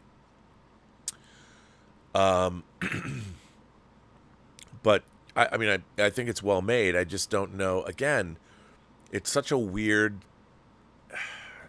thing. So much of Foundation is it doesn't lend itself well to storytelling on a television show basis, but it's interesting. I wish it wasn't called Foundation, but there's a lot of cool stuff in it. Ace Hanlon says, "Rob, what movie did you hate watching in theaters?" I tend to enjoy most of my theatrical experiences in theaters, but I have to tell you that I've only walked out in one movie, and I hated it. I was just like, I couldn't take it. And that was a movie called Shock Treatment. It was Richard O'Brien's sort of unofficial sequel to the Rocky Horror Picture Show. And here's another Burnett axiom. You cannot set out to make a cult movie. And I know they already had the Rocky Horror Picture Show, so there was a lot of pressure. Cult movies just happen. And when you're trying to make a cult movie, there's nothing more that makes me want to scoop my eyeballs out with a teaspoon than people who are trying to make a cult movie. Horrible. Horrible. So Ace, that was it. Our friend RRTNZ, how are you doing? Apparently the Skrulls tried to copy Chuck Norris once, and now the mystery of how their homeworld was destroyed isn't such a mystery. I love that. Chuck Norris, after they tried to copy him, goes back to the Skrull homeworld and kicks everyone to death. Destroys the planet. And RRTNZ goes on, "I want a Trek rant delivered by Nick Cage." Well, you'd have to speak to him about that, because I can't do a Nick Cage. But, I could always try. And Sonny Dominguez, our friend Sonny Dominguez, sends in a tip. It says, taking a 5-hour how to create, write, and sell a TV show workshop by the creator of Real Women Have Curves tomorrow. I have stories living in my head these past years wanting to get out. Thought a class that would teach how to start that undertaking. Well, Sonny, that's a great idea. Look, I think that it's always great to take classes of any kind if they're good, even if they're not so good. If they, spur you on to do something, that's always a great thing. And, I think a lot of people know how to tell stories, but to have things quantified is always helpful. I mean, I really do. I think it is helpful. So report back. I'd love to know how is that class, and what did you learn? Would be really, really interesting to see. Bruce Lum sends in a tip and says, from Star Trek the Motion Picture onwards, why did they change the Klingons' look? Star Trek the original series show them as Terran-like, whereas the movie shows that look is adapted in future projects. Well, Bruce, it's really a simple explanation, is that Gene Roddenberry, they didn't have the budget to do real aliens on a weekly series. Star Trek was always budgetarily challenged because unlike there's a misconception Star Trek was not somehow a cheap or low budget show. It was not. It was one of the most expensive shows on television at the time to make. And the visual effects, the space effects, were the most sophisticated ever done for television for a long period of time. I would maintain that a lot of the Enterprise flyby shots were some of the most effective on television for at least 20 years. Even Battlestar Galactica, I don't think was as effective as some of those. I mean, yeah, the planets, and yeah, it was back and forth, but it was very sophisticated. So yeah. But then it's interesting because, if you really want to, there was an interesting theory that was floated in fan circles back in the early 80s, that the Klingons that we see in Star Trek the Motion Picture, like, if you think about everybody that makes up the Federation, there's Andorians, there's Tellarites, there's humans, there's Vulcans. Well, the idea was that in the Klingon Empire is just that. The Klingon Empire, you have Kronos, or Klingza, as it used to be called before Kronos, the original Klingon homeworld, but the Klingon Empire is made up of many different species. And so the idea was floated that the Klingons in Star Trek the Motion Picture were actually the Imperial Klingon race. And they were the real Klingons. And that all the other Klingons that we'd met were either much more humanoid Klingons, but were still part of the Empire. And the reason that we saw them in Star Trek is they were mostly used on the border of the Federation. That the Imperial Klingon race could not be bothered for whatever reason. That was just an idea. But then, of course, Deep Space Nine, the second season episode Blood Oath, got rid of that when it brought back John Colicos, William Campbell, and Mike Lanzar to play the three Klingons, play Kor, Kang, and Koloth from the original series, and give them that makeup, which then forced Enterprise to come up with this cockamamie idea that there was a virus and all that, which I never really liked. But that's it was just more of a production issue than anything else. Scott Bartholomew said, Trek should be hard sci-fi. Well, I don't know if I agree with that. I think it should have hard sci-fi elements. And I would say that, like, the Immunity Syndrome with the giant space amoeba was hard sci-fi, an idea, but I like it when it's skewed that way as well. I mean, now it's much more interested in the private lives of the characters, and and then again delving into and I said this to somebody before, but yes, this week's episode, The Cloak of War, Under the Cloak of War, it was an interesting episode, and delving into war like they did and PTSD was great, but is that what Strange New Worlds should be even doing? I watched this episode and I'm like, of all the episodes you can tell or show, give me a science fiction story. Give me a really great, compelling science fiction story. We haven't had one this season. You had a lame time travel story. You had a courtroom drama. You went back to Rigel 7. Why, I don't know. You had a crossover with an animated episode that's a fucking gimmick. I mean, it's what are they, like, these are not memorable episodes of television. You'd be hard-pressed to tell me, like, would you want to go back and watch this again? I mean, what's amazing about the original series, and you can't not compare this to the original series, and I'm not saying that an episode like Mud's Women wasn't heavily influenced by Westerns. Of course it was, because that's what they said. It was a wagon train to the stars. But everything was, you go back and you look at an episode like The Squire of Gothos that introduced Trelane. I mean, the idea that a child of omnipotent aliens was fixated on Earth at a certain period of time and brought the Enterprise in, and whether you want to say Trelane's part of the Q continuum or not, basically finding your own Loki or your own mischievous spirit that was also omnipotent and could do anything was interesting. And watching Kirk, your main character, spar with this kind of a creature was fascinating. And so the first season of Star Trek gave us bangers like Devil in the Dark, The Horta.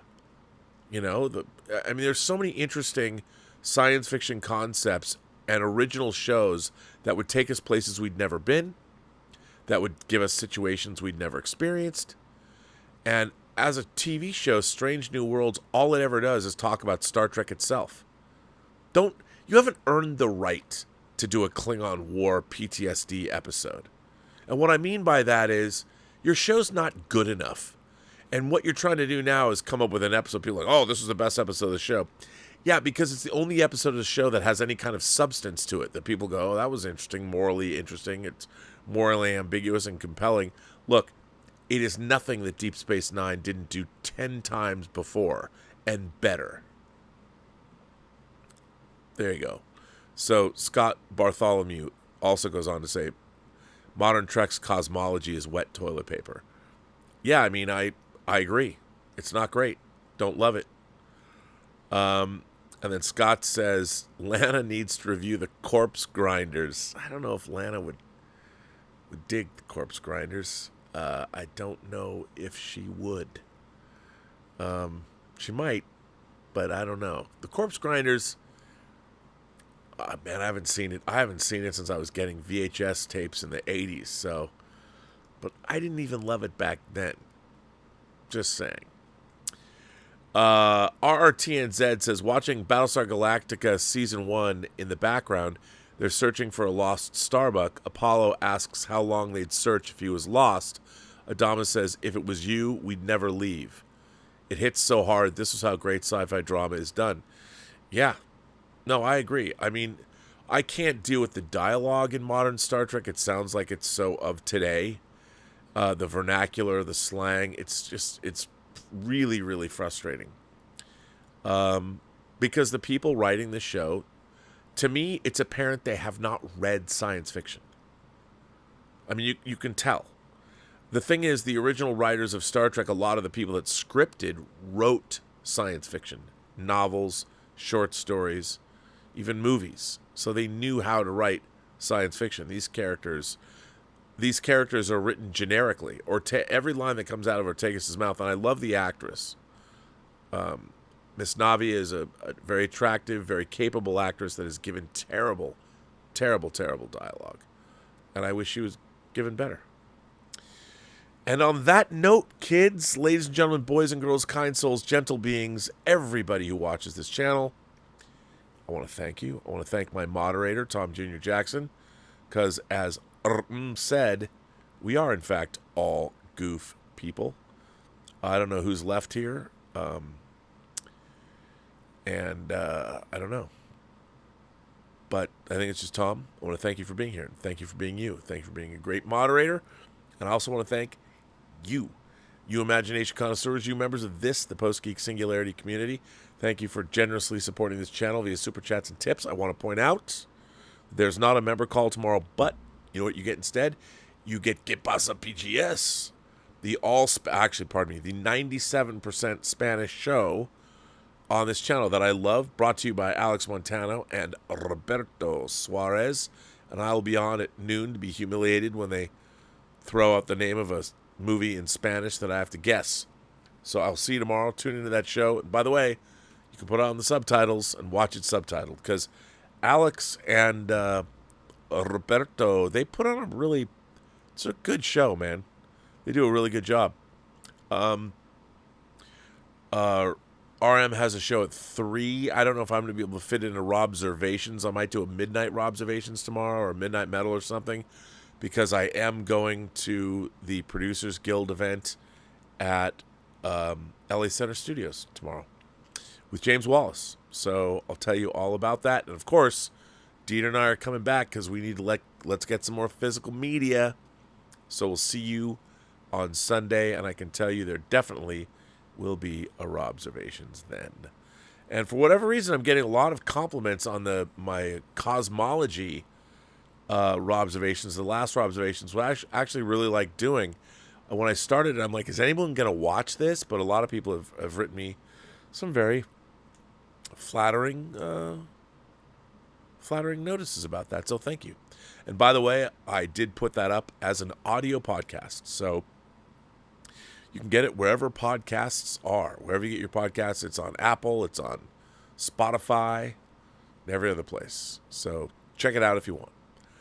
And on that note, Coach sipping Jamba Juice out of a straw says, Lana can sip the Jamba Juice out of my straw anytime. Hey now, far be it for me. I don't need to defend Lana, but come on. She's a creator on this channel and her own channel, and she's on Twitch. She's on OnlyFans. She's everywhere. And, we got to be respectful, polite, until we don't have to be. But I love what Lana does. I think she does a great job. And don't forget, Alan Cinematic, her director, he makes it all happen and gives her the great, beautifully directed. Those videos, I love Lana's videos. I mean, that to me, chef's kiss in terms of YouTube content. She does a great job. She's got great delivery. She's a beautiful woman. She's also smart and funny and effervescent, and you'll be seeing more of her, hopefully. And on that note, everyone, remember, every person you meet has a story to tell that you have yet to hear, and all you have to do is listen. And with that, I would say to all of you, have a better night. And we will see you on Midnight Musings next week.